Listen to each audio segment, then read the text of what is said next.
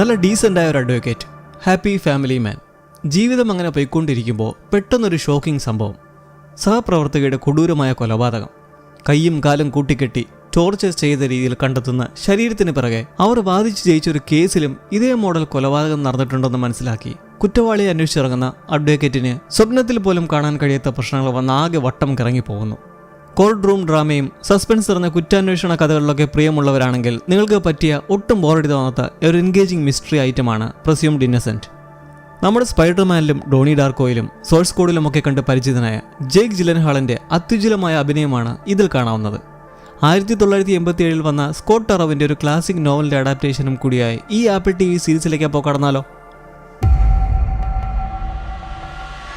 ഒരു കുറ്റാരോപിതൻ അയാൾ ആ കുറ്റം ചെയ്തുവെന്ന് തെളിയിക്കുന്നിടത്തോളം നിരപരാധിയാണ്. പ്രിസ്യൂംഡ് ഇന്നസെന്റ്. റസ്റ്റി സാബിച്ച് എന്നൊരു അഭിഭാഷകൻ. അയാളുടെ കോടതിയിലെ ചെറിയൊരു ഫ്ലാഷ് ബാക്കിൽ നിന്നാണ് കഥ തുടങ്ങുന്നത്. നിയമത്തിന്റെ പരിശുദ്ധിയെക്കുറിച്ചുള്ള ഒരു പ്രഭാഷണത്തിൽ നിന്നും. അവിടെ ഇരുത്തിയിട്ടുള്ള കുറ്റം ചുമത്തപ്പെട്ട പ്രതിയായ ജെയിംസ് മക്ഡേവിഡ്. ആളുടെ വിധി നടപ്പാക്കാൻ അവിടെ ഇരിപ്പുള്ള ഒരു കൂട്ടം വിധികർത്താക്കളുടെ മുന്നിൽ നിന്ന് റസ്റ്റി പ്രസ്താവിക്കുന്നത് എന്താണെന്ന് വെച്ചാൽ അയാൾ നിലവിലിവിടെ ഇരിപ്പുള്ളത് ഒരു നിരപരാധിയായിട്ട് തന്നെയാണ്. കാരണം അതാണ് ഭരണഘടന ഡിമാൻഡ് ചെയ്യുന്നത്. ഇപ്പോൾ അയാൾ ചെയ്ത കുറ്റങ്ങൾക്കുള്ള തെളിവുകൾ ഞാൻ നിങ്ങൾക്ക് മുന്നിൽ നിരത്താൻ പോവുകയാണ്. ഈ തെളിവുകളുടെ അടിസ്ഥാനത്തിൽ യുവർ ഹൈനസ്, നിങ്ങൾക്ക് ഇയാളായിരിക്കും കുറ്റം ചെയ്തിരിക്കുക എന്ന സാധ്യതയാണുള്ളതെങ്കിൽ അയാളെ നിരപരാധിയാക്കണം. വെറും ഒരു സാധ്യത മാത്രമേ കാണുന്നുള്ളൂ എന്നുണ്ടെങ്കിൽ അയാളെ വെറുതെ വിടുക. എൻ്റെ ജോലി എന്നുള്ളത് ഈ പ്രതി കുറ്റം ചെയ്തു എന്നുറപ്പുവരുത്തുക എന്നതാണ്, ഒരംശം സംശയം പോലും ശേഷിക്കാതെ. ഞാൻ എൻ്റെ ജോലി പൂർണ്ണമായും തന്നെ നിറവേറ്റിയിരിക്കും. അതേപോലെ തന്നെ നിങ്ങളും വരണമെന്ന് ഞാൻ അഭ്യർത്ഥിക്കുകയാണ്. അപ്പോൾ നമുക്ക് തുടങ്ങിയാലോ? റസ്റ്റി സാബിച്ച് നല്ല നീറ്റ് ആൻഡ് ക്ലീൻ ജെന്റിൽമാൻ. ഭാര്യ ബാർബറയും ഒരു മകനും മകളുമായിട്ടുള്ള സന്തുഷ്ട ജീവിതം. മനോഹരമായ വീടും ചുറ്റുപാടുമൊക്കെയായി. മകനുമൊത്ത് ബേസ്ബോൾ കളിച്ച് ഹോളിഡേ ആഘോഷിക്കുന്ന നേരം അച്ഛനൊരു ഫോൺ കോൾ വരുന്നതായി മകൾ പറയുകയാണ്. Mister Raymond. അയാളുടെ കോൾ അറ്റൻഡ് ചെയ്യുന്ന റസ്റ്റിക്കുടൻ ഭാവമാറ്റമുണ്ടായി അത്യാവശ്യമായൊരു കാര്യം പറയാനുണ്ടെന്ന് ബാർബറയെ വീടിനുള്ളിലേക്ക് വിളിച്ചു വരുത്തി പറയുന്നത് തൻ്റെ സഹപ്രവർത്തകയെക്കുറിച്ചിട്ടാണ്. കരോളിൻ പോൾഹിമസ് കൊല്ലപ്പെട്ടിരിക്കുന്നു. റസ്റ്റി ഒട്ടും സമയം പാഴാക്കാതെ വളരെ വിഷമത്തോടെ കരോളിൻ്റെ വീട്ടിലേക്ക് എത്തുകയാണ്. അവിടെ റെയ്മണ്ടും ഇരിപ്പുണ്ട്, ആകെ തളർന്ന്. അകത്തേക്ക് കയറാനൊരുങ്ങുന്ന റസ്റ്റിയോട് ഉള്ളിലേക്ക് പോകണ്ട, വളരെ മോശമാണ് എന്ന് പിന്തിരിപ്പിക്കാൻ ശ്രമിക്കുന്ന ഈ റെയ്മണ്ടാണ് മരണവിവരം റസ്റ്റിയെ അറിയിച്ചത്. ജില്ലാതല അധികാരമുള്ള അറ്റോർണിയാണ് റെയ്മണ്ട്. അയാളുടെ വാക്കുകളെ അവഗണിച്ച് റസ്റ്റി ഉള്ളിൽ പോയി കാണുന്നത് കൊടൂരമായി കയ്യും കാലും കൂട്ടി ബന്ധിച്ച് ടോർച്ചർ ചെയ്ത് കൊന്ന അവസ്ഥയിലുള്ള സ്ത്രീയുടെ ചേതനയേറ്റ ശരീരത്തെ. കരോളിൻ പോൾഹിമസ്. തുടർന്ന് ഓഫീസിൽ റെയ്മണ്ട് ഈ കേസിന്റെ പൂർണ്ണ ചുമതലയ്ക്കായി നിലവിലെ മികച്ച പ്രോസിക്യൂട്ടറായ റസ്റ്റിയെ നിയോഗിക്കുമ്പോൾ അതിലെതിർപ്പുള്ള മറ്റൊരു വക്കീലായ ടോമിയും. കാരണം അയാൾ ഈ കേസ് ഏറ്റെടുക്കാൻ ആഗ്രഹിക്കുന്ന അയാളാണ്. ടോമിക്ക് സപ്പോർട്ടായി അയാളുടെ ബോസ് നീക്കോ ഡെലഗാർഡിയയും. ഈ 4 പേർക്കുള്ളിലും നടക്കുന്ന കാര്യം വ്യക്തമായി പറയുകയാണെങ്കിൽ ഉടൻ നടക്കാൻ പോകുന്ന ഡിസ്ട്രിക്ട് അറ്റോർണി സ്ഥാനത്തേക്കുള്ള ഇലക്ഷനിൽ നിലവിലുള്ള റെയ്മണ്ടിനെതിരെ മത്സരിക്കുന്നത് നീക്കോയാണ്.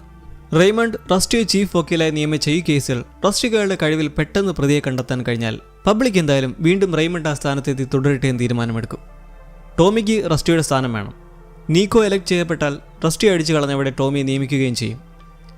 എന്നാൽ നിലവിൽ ചീഫ് പ്രോസിക്യൂട്ടറായി തൻ്റെ ഇച്ഛ പോലെ തന്നെ ചുമതല ഏറ്റെടുത്തിട്ടുള്ള റസ്റ്റി ഒട്ടും സമയം പാഴാക്കാതെ തന്നെ തൻ്റെ ക്യാബിനിലെത്തി കൊളീഗായ റീഗയോട് തിരക്കാൻ പറഞ്ഞ അവസാനമായി ഉണ്ടാവാൻ സാധ്യതയുള്ള കോണ്ടാക്റ്റുകളും മറ്റും ചോദിച്ചറിഞ്ഞിട്ട് നേരെ ചെന്നെടുത്ത് നോക്കുന്നത് അടുത്തിടെയായി പരോളിനിറങ്ങിയിട്ടുള്ള പ്രതികളുടെ വിവരങ്ങളാണ്. കരോളിൻ ജയിലിലേക്ക് അയച്ച നല്ലൊരു ശതമാനം പ്രതികൾക്കും അവളോട് പക കാണുമല്ലോ സ്വാഭാവികമായും. തന്നെ അഴിക്കുള്ളിലാക്കിയ വക്കീലിനെ തരം കിട്ടിയാൽ എന്തും ചെയ്യാൻ മുതിരാത്ത ക്രിമിനൽസ് ആണോ ഇത് ചെയ്തതെന്നും റസ്റ്റിക്ക് സംശയമുണ്ട്. ലാബ് റിപ്പോർട്ടുകൾ വന്നാൽ അത് ടോമിക്കോ നീക്കോയ്ക്കോ പോകാതെ തന്നിൽ മാത്രം എത്തിപ്പെടാൻ ശ്രദ്ധിക്കാൻ റീഗോയുടെ നിർദ്ദേശം അവിടെ നിന്നും ഇറങ്ങുന്നു. നീക്കോ ആകട്ടെ കിട്ടിയ അവസരം ഇലക്ഷൻ സമയത്ത് മുതലാക്കുകയാണ്. നിലവിൽ പ്രോസിക്യൂട്ടർ സുരക്ഷയിൽ പോലും ആശങ്കയുണ്ടെന്ന് പറഞ്ഞുള്ള നീക്കോയുടെ വാർത്താ സമ്മേളനം കയർപ്പോടെ കേട്ടുകൊണ്ടിരിക്കുന്ന റസ്റ്റിയെ ഒന്ന് സമാധാനിപ്പിക്കുകയാണ് ബാർബറ. ഞാൻ ശ്രമിക്കാമെന്നും കൂടെയുണ്ടെന്നും എന്നാൽ നാളെ കരോളിൻ്റെ സ്മരണവേളയിലെത്താൻ കഴിയില്ലെന്നുമുള്ള ബാർബറയുടെ വാക്കുകളിൽ അടുത്ത ദിവസം റസ്റ്റി ചടങ്ങിലെത്തുമ്പോൾ ബാർബറയുടെ ആ വാക്കുകളിൽ എന്തൊക്കെയോ ഒളിഞ്ഞിരിപ്പുണ്ടെന്ന് മനസ്സിലാക്കാം. അവിടെ നിൽപ്പുള്ള റെയ്മണ്ട് എത്തിയിട്ടുള്ള റസ്റ്റിയെ കണ്ട് കേസ് അന്വേഷണത്തിന്റെ വേഗത്തെക്കുറിച്ച് ചോദിച്ചറിഞ്ഞ് ഇനി വളരെ കുറച്ച് സമയമേ തനിക്ക് ആ പദവിയിൽ ശേഷിക്കുന്നുള്ളൂവെന്നും നീക്കോയെ കണ്ട് മുതലെടുപ്പിന്റെ അമർഷവുമൊക്കെ പ്രകടമാക്കി ചടങ്ങിലിരിക്കുമ്പോൾ റസ്റ്റി കരോളിന്റെ എക്സ് ഹസ്ബൻഡിനെ കാണുകയാണ്. എന്നാൽ തൊട്ടടുത്തിരിപ്പുള്ള കുട്ടി കരോളിന്റെ മകനാണെന്ന് റെയ്മണ്ട് പറയുമ്പോൾ അവൾക്കൊരു മകനുള്ളതായി അറിയുകയില്ലായിരുന്നു എന്ന് പറഞ്ഞ് കരോളിന്റെ ഫോട്ടോ നോക്കി എന്തോ വല്ലായ്മ തോന്നി റസ്റ്റി അവിടെ നിന്ന് ഇറങ്ങുന്നു. ചടങ്ങിന് ശേഷമുള്ള ഇരുവരുടെയും ബാർ കോൺവെർസേഷനിൽ കരോളിൻ അന്ന് കൊല്ലപ്പെട്ട് കിടന്ന അതേ മോഡലിൽ മുമ്പൊരു കേസ് വന്നിട്ടുള്ളതായി റസ്റ്റി കണ്ടെത്തിയതായി പറയുന്നു. Bunny Davis case. ഇരുവരും ഒന്നിച്ചായിരുന്നു ആ കേസിൽ ഉണ്ടായിരുന്നത്. കരോളിൻ്റെ അതേപോലെ തന്നെ കൈകാലുകൾ കെട്ടിയ നിലയിലായിരുന്നു അവരുടെ ശരീരവും. റെയ്നോൾഡ്സ് എന്നയാളാണ് ഈ ക്രൂരകൃത്യം നടത്തിയതെന്ന് തെളിയിച്ചതിനെ തുടർന്ന് അന്ന് അയാൾക്ക് പരോൾ പോലുമില്ലാത്ത കഠിന ശിക്ഷ വിധിച്ചിരുന്നു. രാത്രി ബണ്ണി ഡേവിസിന്റെ കേസ് ഫയൽസും ഫോട്ടോസും എല്ലാം വീണ്ടും എടുത്തു നോക്കുന്നത് വഴി ശരീരത്തിലെ ചില മുറിപ്പാടുകളിൽ പോലും സാമ്യമുള്ളതായി കണ്ട് അടുത്ത ദിവസം കരോളിന്റെ ബോഡി പരിശോധിച്ചുകൊണ്ടിരിക്കുന്ന മെഡിക്കൽ എക്സാമിനറുടെ അടുക്കലേക്ക് എത്തുന്നു. കുമ്മുകൈ എന്നാണ് മെഡിക്കൽ എക്സാമിനറുടെ പേര്. നിങ്ങളിവിടെ വരാൻ പാടില്ലെന്നൊക്കെ വളരെ റൂഡായി സംസാരിക്കുന്നെങ്കിലും അയാളിൽ നിന്നും കരോളിനയിൽ ലൈംഗികാതിക്രമങ്ങളൊന്നും നടന്നിട്ടില്ലെന്നും ശരീരത്തിൽ കത്തികൊണ്ട് കുത്തിയ പാടുകളൊന്നും ഇല്ലെന്നും മനസ്സിലാക്കി അവിടെ നിന്ന് ആലോചിക്കുകയാണ് അന്നത്തെ ബണ്ണി ഡേവിസ് കേസിന്റെ വാദത്തെക്കുറിച്ച്. 26-കാരിയായിരുന്ന ബണ്ണി ഡേവിസിനെ ഡ്രഗ് ഉപയോഗിച്ച് കീഴ്പ്പെടുത്തിയ ശേഷം 3 ദിവസത്തോളം കയറുപയോഗിച്ച് കൈകാലുകൾ കൂട്ടിക്കെട്ടിയ നിലയിൽ തന്നെ വെച്ചിരുന്നു. ആ അവസ്ഥയിൽ പീഡിപ്പിച്ച ശേഷം നെഞ്ചിലേക്ക് കത്തികയറ്റി കൊലപ്പെടുത്തുകയായിരുന്നു. അന്ന് ആ കേസിൽ പ്രസന്റ് ആയിരുന്ന ടോമിക്കും ഇതേക്കുറിച്ച് മൈൻഡിൽ വന്ന് കേസിന്റെ ഫൂട്ടേജ് കണ്ട് നീക്കോയോട് ആ സിമിലാരിറ്റിയെക്കുറിച്ച് പറയുമ്പോൾ റസ്റ്റി കൊളീഗ് റീഗോയുമൊത്ത് ജയിലിലെത്തിയിരിക്കുകയാണ് ബണ്ണി ഡേവിസിന്റെ കൊലയിലെ പ്രതി റെയ്നോൾഡ്സിനെ കാണാൻ. അയാൾ കരോളിനെ തീർക്കാൻ പുറത്താരെയും ഏർപ്പാടാക്കിയിട്ടുണ്ടോയെന്നാണ് റസ്റ്റിയുടെ സംശയം. ഇതിനിടയിൽ റീഗോ കണ്ടെത്തിയതായി പറയുന്ന മറ്റൊരു കാര്യം കരോളിനെ കൊലപ്പെടുത്തിയിട്ടുള്ളത് ഒരു കൂർത്ത ദണ്ടു ഉണ്ടാവണമെന്നും അവളുടെ വീട്ടിലെ ചിമ്മിനിയിൽ തീയിളക്കാനുള്ള വടിയും മിസ്സിംഗ് ആണെന്നുമാണ്. റെയ്നോൾഡ്സിനെ കാണുന്നെങ്കിലും തന്റെ ജീവിതം നശിപ്പിച്ചത് കരോളിനാണെന്നുള്ള ദേഷ്യം പ്രകടിപ്പിക്കുന്നതിന് മേലെ ഒന്നും തന്നെ വെളിവാക്കുന്നില്ല. കരോളിൻ കുറെ കെട്ട ആൾക്കാരെ അടിയണിച്ചത് കൊണ്ട് അവരിൽ ആരുടെ റിവെഞ്ച് ആകാമെന്ന് റെയ്മണ്ട് മീഡിയാസിനോട് പറയുമ്പോൾ റെയ്മണ്ട് വേണ്ട രീതിയിൽ പ്രവർത്തിക്കുന്നില്ലെന്നും താൻ ജയിച്ചാൽ എല്ലാവരുടെയും സുരക്ഷ ഉറപ്പുവരുത്തുമെന്ന് നീക്കോയും. റസ്റ്റി ആകട്ടെ അന്വേഷണത്തിലാകെ തലപോയിഞ്ഞ് കരോളിന്റെ എക്സ് ഹസ്ബൻഡിനെ കാണാനെത്തുകയാണ്. എന്നാൽ അയാളുമായി വലിയ ടച്ചില്ലായിരുന്നുവെന്നും തങ്ങൾ വേർപിരിഞ്ഞ ശേഷമുള്ള അവരുടെ ജീവിതത്തെക്കുറിച്ച് അറിവില്ലെന്നും പറയുന്നു. എന്നാൽ റസ്റ്റിയെക്കുറിച്ച് വേർപിരിയലിന് മുന്നേ മിക്കവാറും പറയാറുണ്ടെന്ന് പറഞ്ഞ് മകൻ മൈക്കലിനെ പരിചയപ്പെടുത്തുന്നു. മൈക്കലും അമ്മയെ ആരോ കൊന്നതിൻ്റെ അരിശത്തിലാണ്. കരോളിനൊപ്പം പ്രവർത്തിച്ച തൻ്റെ ടീമിനെ റസ്റ്റി നല്ലൊരു എൻകറേജിംഗ് സ്പീച്ച് നൽകിയ ശേഷം ലഭിച്ച പാത്തോളജി റിപ്പോർട്ട്സിനെ പറ്റി ചർച്ച ചെയ്യുമ്പോൾ കേസ് ഇതുവരെ എവിടെയും എത്താത്തതിൽ ടോമി റസ്റ്റി അയോഗ്യനാക്കി സംസാരിക്കുന്നതിനെ തുടർന്ന് നീക്കോയ്ക്ക് കരോളിന്റെ മെഡിക്കൽ റിപ്പോർട്ട്സ് ലീക്ക് ചെയ്ത് അയാളെ ജയിപ്പിക്കാനുള്ള വഴി നോക്കി നടക്കുകയാണെന്ന് റസ്റ്റി ടോമിയെയും കുറ്റപ്പെടുത്തുന്നു. ശേഷം നടന്നിറങ്ങുന്ന റസ്റ്റിയെ പൊതിയുന്ന പ്രസിനോട് ആ അരിശത്തിൽ നിൽക്കുന്ന റസ്റ്റി കേസിനെ കുറിച്ചൊന്നും വ്യക്തമാക്കാൻ കഴിയില്ലെന്ന് പറഞ്ഞുകൊണ്ട് റെയ്മണ്ട് ശരിയായ രീതിയിലാണ് ഈ കേസ് മുന്നോട്ട് കൊണ്ടുപോകാനുള്ള ഏർപ്പാടുകളും മറ്റും ചെയ്യുന്നതെന്നും എന്നാൽ ഇലക്ഷൻ ജയിക്കാനുള്ള താല്പര്യങ്ങൾക്ക് വേണ്ടി ആരോപണം നടത്തുന്ന നീക്കോ ഒരു കൊല്ലത്തോളമായി ഒരു കേസിൽ പോലും ഇടപെട്ടിട്ടില്ലെന്നും നിലവിൽ ഈ കേസിന്റെ ഒഴുക്ക് തടയാനാണ് ശ്രമിക്കുന്നതെന്നും ചൂടൻ വാക്കുകൾ നൽകി പോകുന്നു. ഇത് കാണുന്ന റെയ്മണ്ടിന് സന്തോഷം. നീക്കോയുടെ കാര്യം പിന്നെ പറയണ്ടല്ലോ. ബാർബറ ഇതെല്ലാം കണ്ട് ഇതിനെക്കുറിച്ച് വേവലാതിപ്പെടുമ്പോൾ റെയ്മണ്ട് നീക്കോ ഇലക്ഷനെക്കുറിച്ചും തന്റെ സ്ഥാനത്തേക്ക് ടോമി വരാനുള്ള സാധ്യതയെക്കുറിച്ചുമൊക്കെ റസ്റ്റി പങ്കുവയ്ക്കുന്നു. ഒരുപക്ഷെ ടോമി കേസിലേക്ക് എത്തിപ്പെട്ടാൽ നിങ്ങൾ ഇരുവരുടെയും അഫെയർ അറിഞ്ഞാൽ എന്തായിരിക്കുമെന്നുള്ള ബാർബറയുടെ ചോദ്യത്തിൽ നിന്നും നമുക്ക് ക്ലിയർ ആവുകയാണ് റസ്റ്റിയും കരോളിനും തമ്മിലുണ്ടായിരുന്ന ബന്ധത്തെക്കുറിച്ച്. അവരിരുവരും തമ്മിൽ ഒരു അഫെയർ ഉള്ളതായി ബാർബറയ്ക്കും അറിയാവുന്നൊരു കാര്യമാണ്. അതുകൊണ്ടായിരുന്നു അപ്പോൾ അന്ന് മെമ്മോറിയലിന് വരാൻ കഴിയില്ലെന്നും തന്നിൽ തൃപ്തനല്ലെന്നും മനസ്സിലാക്കി ഞാൻ ശ്രമിക്കാമെന്നുമൊക്കെ പറഞ്ഞത്. എന്നാൽ ആ ബന്ധം അവസാനിച്ചിട്ട് 1 വർഷത്തിന് മേലെയായെന്നും ഇത് റെയ്മണ്ടിന്റെ വിജയത്തിനു വേണ്ടിയാണ് കേസിൽ ഓവറായി ഇൻവോൾവ്ഡ് ആയിരിക്കുന്നതെന്നൊക്കെ പറയുന്നെങ്കിലും റസ്റ്റിക്ക് ഈ കേസ് മാനസികമായൊരു പ്രശ്നമാവുകയുള്ളൂ എന്ന് ബാർബറ വ്യാകുലത പ്രകടിപ്പിക്കുന്നു. പിന്നെ നമ്മൾ കാണുന്നത് ആകെ ഡിസ്റ്റർബ്ഡായി പൂളിൽ നീന്തുന്ന റസ്റ്റിയാണ് കരോളിനുമായുള്ള അടുത്ത ബന്ധങ്ങൾ ആലോചിച്ചുകൊണ്ട്. ഈ ഒരു സിറ്റുവേഷനിൽ നിന്നും കുറച്ച് ആശ്വാസത്തിനായി റസ്റ്റി ഒരു തെറാപ്പിസ്റ്റിന്റെ അടുക്കലേക്ക് എത്തി മനസ്സ് തുറക്കുന്നു. ബാർബറയുമൊത്തുള്ള ജീവിതത്തിലുണ്ടായിരുന്ന വിഷമങ്ങളിൽ നിന്നും ഒരു ഉണർവായിരുന്നു കരോളിനുമൊത്തുണ്ടായിരുന്ന നിമിഷങ്ങൾ. എന്നാൽ കരോളിൻ താൻ എന്ന വ്യക്തിയിലുപരി തൻ്റെ പവറിലായിരുന്നു ആകൃഷ്ടയായിരുന്നത്. അങ്ങനെ വളരെ ഇൻറ്റിമേറ്റായി അടുത്തു. കിടപ്പറയിൽ വരെ എത്തിയ ബന്ധത്തിൽ എന്നാൽ ബാർബറയെ കൂടി കൂട്ടണമെന്ന ചിന്തയായിരുന്നു കരോളിന്. അങ്ങനെ പ്രതീക്ഷകൾ തെറ്റി നീക്കോ ഇലക്ഷനിൽ വിജയിച്ചിരിക്കുന്നു. പുതിയ ഡിസ്ട്രിക്ട് അറ്റോർണിയായി. കുടുംബത്തോടൊപ്പം വീട്ടിലിരുന്ന് ടി വിയിൽ അയാളുടെ വിജയ സ്പീച്ച് കാണുന്ന റസ്റ്റി ഇനി തൻ്റെ സ്ഥാനത്തേക്ക് ടോമി എത്തുമെന്നും വേറെ ജോലി നോക്കണമെന്നുമൊക്കെ പറയുമ്പോൾ യഥാർത്ഥ പ്രശ്നം ഇനിയാണ് വരാൻ പോകുന്നത്. രാത്രി വൈകി തന്നോടൊപ്പം നിൽക്കുന്നതിൽ നന്ദിയുണ്ടെന്ന് അറിയിക്കുന്ന റസ്റ്റിയോട് ഇത് കുടുംബത്തിനു വേണ്ടിയാണെന്നും കരോളിന് മേലുള്ള ഫീലിംഗ്സ് നിർത്തണമെന്നും ബാർബറ വാണിംഗ് കൊടുക്കുന്നു. അങ്ങനെ അടുത്ത ദിവസം രാവിലെ വർക്കിലെത്തുന്ന റസ്റ്റി റീഗോയ്ക്ക് വണക്കം പറഞ്ഞ ശേഷം റെയ്മണ്ടുമൊത്ത് നീക്കോയും ടോമിയുമായും ഒരു മീറ്റിംഗ് കൂടുന്നത് വഴി ഒടുവിൽ ആ തീരുമാനം പാസ്സാക്കുകയാണ്. റസ്റ്റിയുടെ കേസ് ഇനി അങ്ങോട്ട് ടോമി ഏറ്റെടുക്കുകയാണെന്ന് നീക്കോ. ടോമി ഉടൻ തന്നെ കേസിനെക്കുറിച്ച് സംസാരിക്കുന്നത് വഴി കരോളിൻ്റെ ബെഡ്റൂമിൽ നിന്നും റസ്റ്റിയുടെ ഫിംഗർ പ്രിന്റ് ലഭിച്ചതായി വെളിപ്പെടുത്തുന്നു. നിങ്ങളിരുവരും ഏതെങ്കിലും തരത്തിൽ റൊമാൻറ്റിക്കലി ഇൻവോൾവ് ആയിരുന്നോ എന്നുള്ള ടോമിയുടെ ചോദ്യത്തിന് സ്റ്റക്കായിരിക്കുന്ന റസ്റ്റി. തങ്ങളുടെ പേഴ്സണൽ റിലേഷൻഷിപ്പിന് ഈ കേസിൽ പ്രസക്തിയില്ലെന്ന് പറയുന്നതും റെയ്മണ്ടും ഞെട്ടുകയാണ്. അടുത്തിടപഴകിയിരുന്ന 2 പേർ തമ്മിലുണ്ടായിരുന്ന രഹസ്യബന്ധം അറിഞ്ഞ് റെയ്മണ്ട് ഷോക്കായി നിൽക്കുമ്പോൾ ടോമിയുടെ വക അടുത്ത ബോംബ്. കരോളിൻ മരിച്ച സമയം അവർ പ്രഗ്നൻ്റ് ആയിരുന്നു. അത് നിങ്ങൾക്കറിയാമായിരുന്നോ എന്ന് ചോദിക്കുമ്പോൾ ഇല്ലെന്ന് പറഞ്ഞ് റസ്റ്റിയെ നോക്കി വീണ്ടും ടോമി. ആ കുട്ടിയുടെ അച്ഛനാരെന്നറിയൂ? കരോളിൻ കൊല ചെയ്യപ്പെട്ട സമയം അവൾ പ്രഗ്നന്റ് ആയിരുന്നുവെന്നും അതിനുത്തരവാദി ആരെന്നറിയുമെന്ന് ചോദിക്കുന്ന ടോമിക്ക് മുന്നിൽ വിളറിയ മുഖത്തോടെ റസ്റ്റി സ്ഥാപിച്ച് ഇല്ല എന്ന് പറയുന്നിടത്തു നിന്നാണ് പ്രസ്യൂംഡ് ഇന്നസെന്റിന്റെ 2ാം എപ്പിസോഡ് ആരംഭിക്കുന്നത്. റസ്റ്റിയുടെ ഫിംഗർ പ്രിന്റ് കരോളിന്റെ കിടപ്പുമുറിയിൽ നിന്നും കണ്ടെത്തിയതോടെ അവരുമായുള്ള ബന്ധത്തെ പറ്റിയുള്ള കൂടുതലുള്ള ചോദ്യം കേട്ട് ഇറങ്ങിപ്പോകുന്ന റസ്റ്റിയെ പിന്തുടരുന്ന റെയ്മണ്ട് എത്തി ദേഷ്യപ്പെടുകയാണ്. ഇങ്ങനൊരു ബന്ധം മറച്ചുവെച്ചുകൊണ്ട് ഈ കേസ് ഏറ്റെടുത്തതിനും തന്റെ കരിയറിന്റെ അവസാനം തനിക്കൊരു ചീത്തപ്പേരുണ്ടാക്കുമോ എന്നും പഴിചാരിക്കൊണ്ട് ടോമി ഇതുമായി മുന്നോട്ട് തന്നെ. പിതൃത്വം കണ്ടുപിടിക്കാനുള്ള പെറ്റേണിറ്റി ടെസ്റ്റിന് വിധേയനാകണമെന്ന് പറയുന്നെങ്കിലും വാർഡുമായി വരാൻ പറഞ്ഞ് റസ്റ്റി ഓടം വിടുന്നു. തിരിച്ച് വീട്ടിൽ വന്ന് ബാർബറയോട് താനും ഇപ്പോൾ കരോളിന്റെ കൊലപാതകത്തിന്റെ പ്രതിപട്ടികയിൽ ഉൾപ്പെട്ടിട്ടുണ്ടെന്ന് വെളിപ്പെടുത്തുമ്പോൾ എങ്ങനെ എന്നതിന് തന്റെ ഫിംഗർ പ്രിന്റ് അവിടെ നിന്നും കിട്ടിയതായി റസ്റ്റി പറയുമ്പോൾ 1 വർഷത്തിന് മുന്നേ ആ ബന്ധം ഉപേക്ഷിച്ചതാണെന്ന് പറഞ്ഞതല്ലേ എന്ന് ബാർബറ കൺഫ്യൂസ്ഡ് ആവുന്നു. എന്നാൽ അങ്ങനെയല്ല, റസ്റ്റി ആ ബന്ധം വീണ്ടും തുടങ്ങിയിരുന്നു. കഴിഞ്ഞ ഒരാഴ്ചയായി. മറച്ചുവെച്ചതിൽ ക്ഷമ ചോദിക്കുന്നെങ്കിലും ബാർബറയ്ക്ക് റസ്റ്റിയോടുള്ള വിശ്വാസത്തിന് വിള്ളൽ വീഴുകയാണ്. മൂക്കിന് താഴെ ഇങ്ങനൊരു പരിപാടി നടന്നിട്ട് നിങ്ങളതറിഞ്ഞില്ലല്ലോ എന്ന് റെയ്മണ്ടിനെ അയാളുടെ ഭാര്യ എടുത്തിട്ട് അനക്കുന്നു. അങ്ങനെയിരിക്കെ ബണ്ണി ഡേവിസ് കേസുമായി ബന്ധപ്പെട്ട് ഞെട്ടിക്കുന്ന ഒരു വിവരം കാണുകയാണ്. ഓട്ടോപ്സി റിപ്പോർട്ടിൽ അവരിൽ നിന്നും 2 സീമൻ സാമ്പിൾസ് കണ്ടെത്തിയിരുന്നു. എന്നാൽ റസ്റ്റിയുടെ അറിവിൽ 1 മാത്രമേ ഉണ്ടായിരുന്നുള്ളൂ, റെയ്നോൾഡ്സിൻ്റേത്. ഈ വിവരം എന്തിനു മറച്ചുവെച്ചു എന്നും പറഞ്ഞ് എക്സാമിനർ കുമുകയോട് ഷൗട്ട് ചെയ്യുന്നെങ്കിലും കരോളിന് കൈമാറിയ റിപ്പോർട്ടായിരുന്നു അതെന്നും അവർക്കത് വ്യക്തമായി അറിയാമായിരുന്നു. നിങ്ങൾക്കതറിയില്ലെങ്കിൽ റിപ്പോർട്ട് വായിച്ചു നോക്കാത്തത് എൻ്റെ തെറ്റല്ലെന്ന് പറയുമ്പോഴും എവിഡൻസ് മറച്ചുവെച്ചത് വലിയ അപരാധം തന്നെയെന്ന ദേഷ്യത്തിൽ സഹായത്തിനായി റീഗോയുടെ ഫോണിൽ വിളിക്കുകയാണ് റെയ്നോൾഡ്സിനെ വീണ്ടും കാണാൻ സഹായിക്കാൻ. എന്നാൽ അവർ ഫോൺ എടുക്കുന്നില്ല. റസ്റ്റിക്ക് നേരെ കേസ് തിരിഞ്ഞതായി അവരും അറിഞ്ഞിരിക്കുന്നു. മാത്രമല്ല ഇങ്ങനൊരു ബന്ധം പുലർത്തിയ അമർഷവും റീഗോയ്ക്കുള്ളിലുണ്ട് താനും. കുമുകയെ കയ്യേറ്റം ചെയ്യാൻ മുതിർന്നതറിയുന്ന ടോമി ആകട്ടെ നീക്കോയുടെ ഇതേപ്പറ്റി പരാതി പറയുന്നെങ്കിലും അയാൾ തെളിവുകൾ മാക്സിമം ശേഖരിച്ച് മുന്നോട്ട് പോകട്ടെ എന്ന് നിർദ്ദേശിക്കുന്നു. തന്നെ പബ്ലിക്കിൽ നാറ്റിക്കാൻ ശ്രമിച്ച ചൊരുക്ക് നീക്കോയ്ക്ക് റസ്റ്റിയുടെ മേലങ്ങനെ നിൽക്കുമ്പോൾ റീഗോയെ ഫോണിൽ കിട്ടാത്ത ആവലാതിയിൽ റസ്റ്റി വീട്ടിലേക്ക് തിരിക്കുന്നു. ബാർബറ ഇന്നേരം കരോളിന്റെ ക്രൈം സീൻ ഫോട്ടോസൊക്കെ കണ്ട് ആകെ ഡിസ്റ്റർബ്ഡായി രാത്രി ഡിന്നർ ടൈമിൽ കുട്ടികൾ ഇരുവരോടും കാര്യങ്ങൾ തുറന്നു പറയാൻ റസ്റ്റിയോട് ആവശ്യപ്പെടുകയാണ്. കരോളിനുമായുള്ള ബന്ധം സ്കൂളിൽ നിന്നോ വാർത്തയിൽ നിന്നോ അറിയേണ്ട അവസ്ഥ വരാതെ അച്ഛൻ്റെ വയലിൽ നിന്നും തന്നെ അറിയിക്കാനായി പറഞ്ഞ് ഇക്കാര്യം വെളിപ്പെടുത്തുമ്പോഴോ കുട്ടികൾ ഇരുവരും ഷോക്ക്ഡായി സങ്കടത്തിൽ എണീച്ചു പോകുന്നു.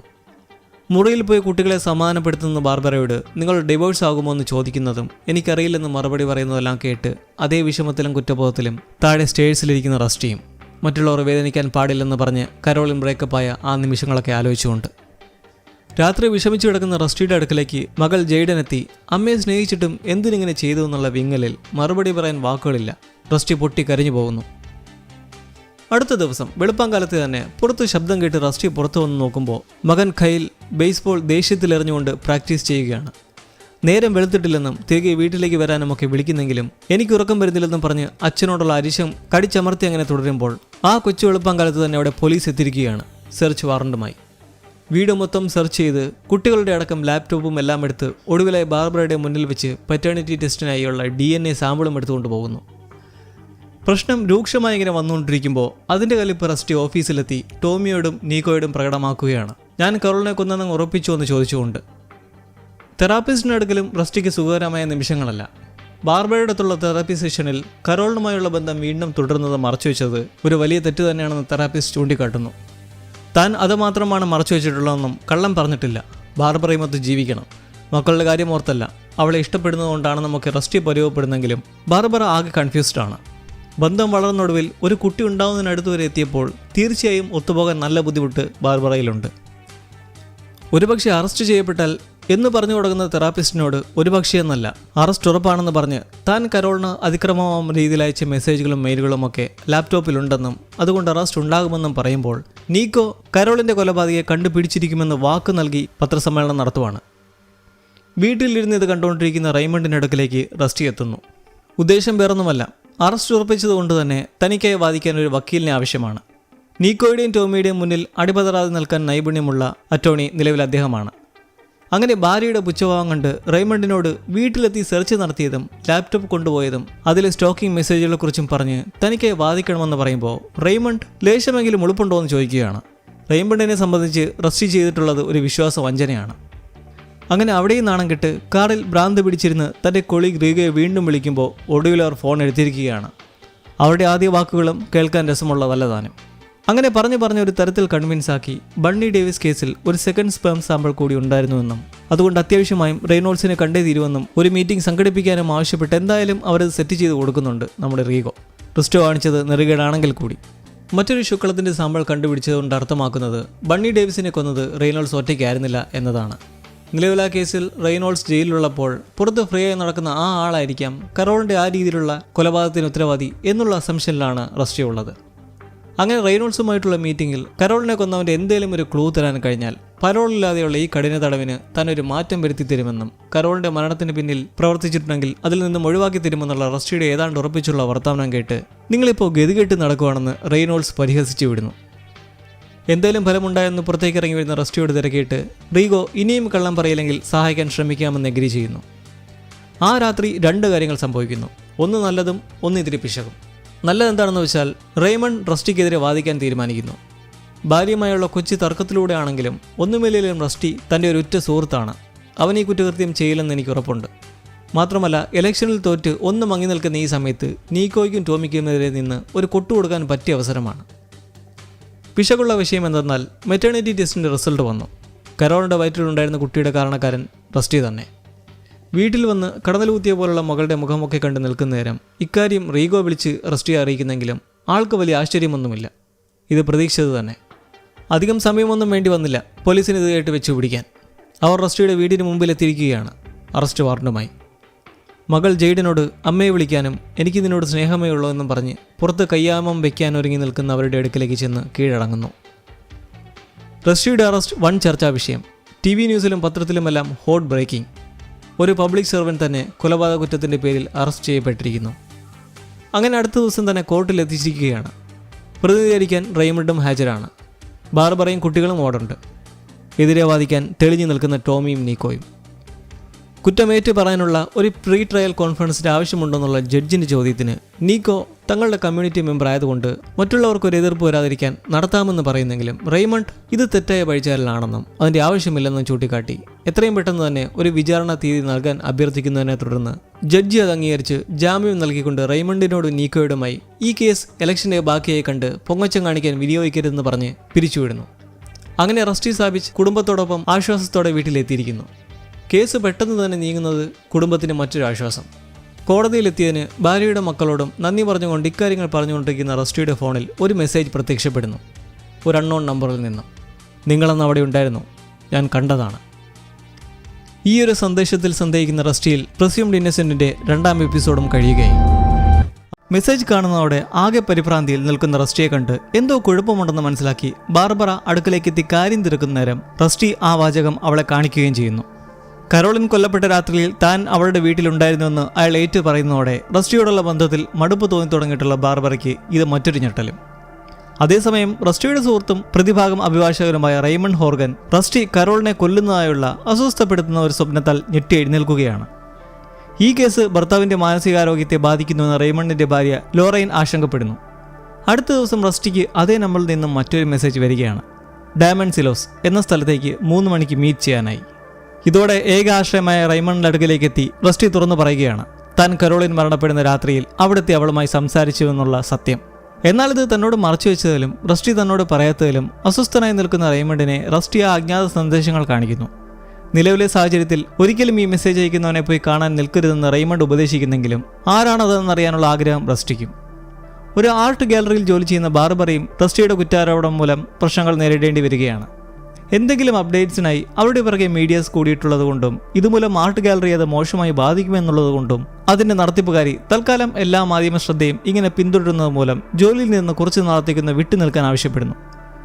ജീവിതത്തിൽ നിരാശയ്ക്കുമേൽ നിരാശയും വിഷമങ്ങളും വന്നടിയുന്നതിനെ തുടർന്ന് ബാർബറ ഒരു ബാറിൽ പോയി കുറച്ചു സമയം ഒറ്റയ്ക്ക് മദ്യവുമായി ചെലവഴിച്ച് ആരോടെങ്കിലും സംസാരിക്കണമെന്ന രീതിയിൽ അവിടെയുള്ള ഒരു ബാർ ടെൻഡറുമായി തന്റെ ഭർത്താവിന്റെയും കേസിന്റെയും ചുറ്റുപാടിനെക്കുറിച്ച് മനസ്സ് തുറന്നുകൊണ്ട് പരിചയപ്പെടുകയാണ്. അയാളാണെങ്കിൽ നല്ല അണ്ടർസ്റ്റാൻഡിങ്ങോടുകൂടി കാര്യങ്ങൾ മനസ്സിലാക്കി ബാർബറയുടെ നല്ല ബുദ്ധി പറഞ്ഞു കൊടുക്കുമ്പോൾ തനിക്ക് നിലവിൽ ലഭിച്ചിട്ടുള്ള ഈ സോഫ്റ്റ് സൈഡ് തന്റെ സുഹൃത്തും റെയ്മണ്ടിന്റെ വൈഫുമായ ലോറൈനോട് പങ്കുവയ്ക്കുകയാണ്.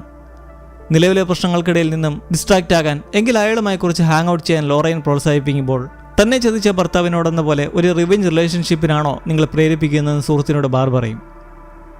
പ്രോസിക്യൂട്ടറുടെ ഓഫീസിൽ തിരിച്ചെത്തിയ ഡിറ്റക്റ്റീവ് റീഗോയോട് റസ്റ്റിയുടെ കേസിന് പിന്നാലെ നടന്ന് അന്വേഷണങ്ങൾക്ക് മുതിരരുതെന്ന് ആവശ്യപ്പെടുകയാണ് ടോമിയും നീക്കോയും. കാരണം റീഗോ അന്വേഷിച്ച് റസ്റ്റി നിരപരാധി എന്ന് വരുന്ന എന്തെങ്കിലും കണ്ടുപിടിച്ചാൽ അതിന്റെ ക്ഷീണം ഈ 2 പേർക്കുമാകും. കരോളിന്റെ മർഡറുമായി സാമ്യമുള്ള ബണ്ണി ഡേവിസ് കേസിന് കാരണക്കാരനായ ലിയാം റെയ്നോൾഡ്സിനെ പരിശോധിച്ച് അന്വേഷിക്കാൻ റീഗോ നീക്കോയോടും ടോമിയോടും പറയുന്നുണ്ടെങ്കിലും അവർ റസ്റ്റിയിൽ ശ്രദ്ധ കേന്ദ്രീകരിക്കാനുള്ള പദ്ധതിയിലാണ്. വാദിഭാഗത്തിന്റെ ഉള്ളിലിരിപ്പ് റസ്റ്റി എങ്ങനെയും കൊടുക്കാനെന്ന് മനസ്സിലാക്കി റീഗോ എന്തായാലും അവളുടേതായ രീതിയിൽ ഇറങ്ങിത്തിരിക്കാൻ മുതിരുകയാണ്. ആദ്യം തന്നെ അതോറിറ്റിയിലുള്ള തന്റെ കൂട്ടാളിയെ വിളിച്ച് ബണ്ണി ഡേവിസ് കേസിന്റെ ഫയലുകൾ വാങ്ങാൻ ആവശ്യപ്പെടുന്നു. ഇതേസമയം റെയ്മണ്ടിന് മുന്നറിയിപ്പുകൾ ഉണ്ടായിരുന്നിട്ടും അത് വകവയ്ക്കാതെ റസ്റ്റി തന്റെ ആവേഗങ്ങൾക്ക് വഴങ്ങുകയും ഡാമൺ സിലോസ് എന്ന വിലാസത്തിലേക്ക് പോവുകയും ചെയ്യുന്നു. അയാളെ അവിടെ കാത്തിരിക്കുന്ന വ്യക്തി മറ്റാരുമല്ല, കരോളിന്റെ മകൻ മൈക്കൽ ആണ്.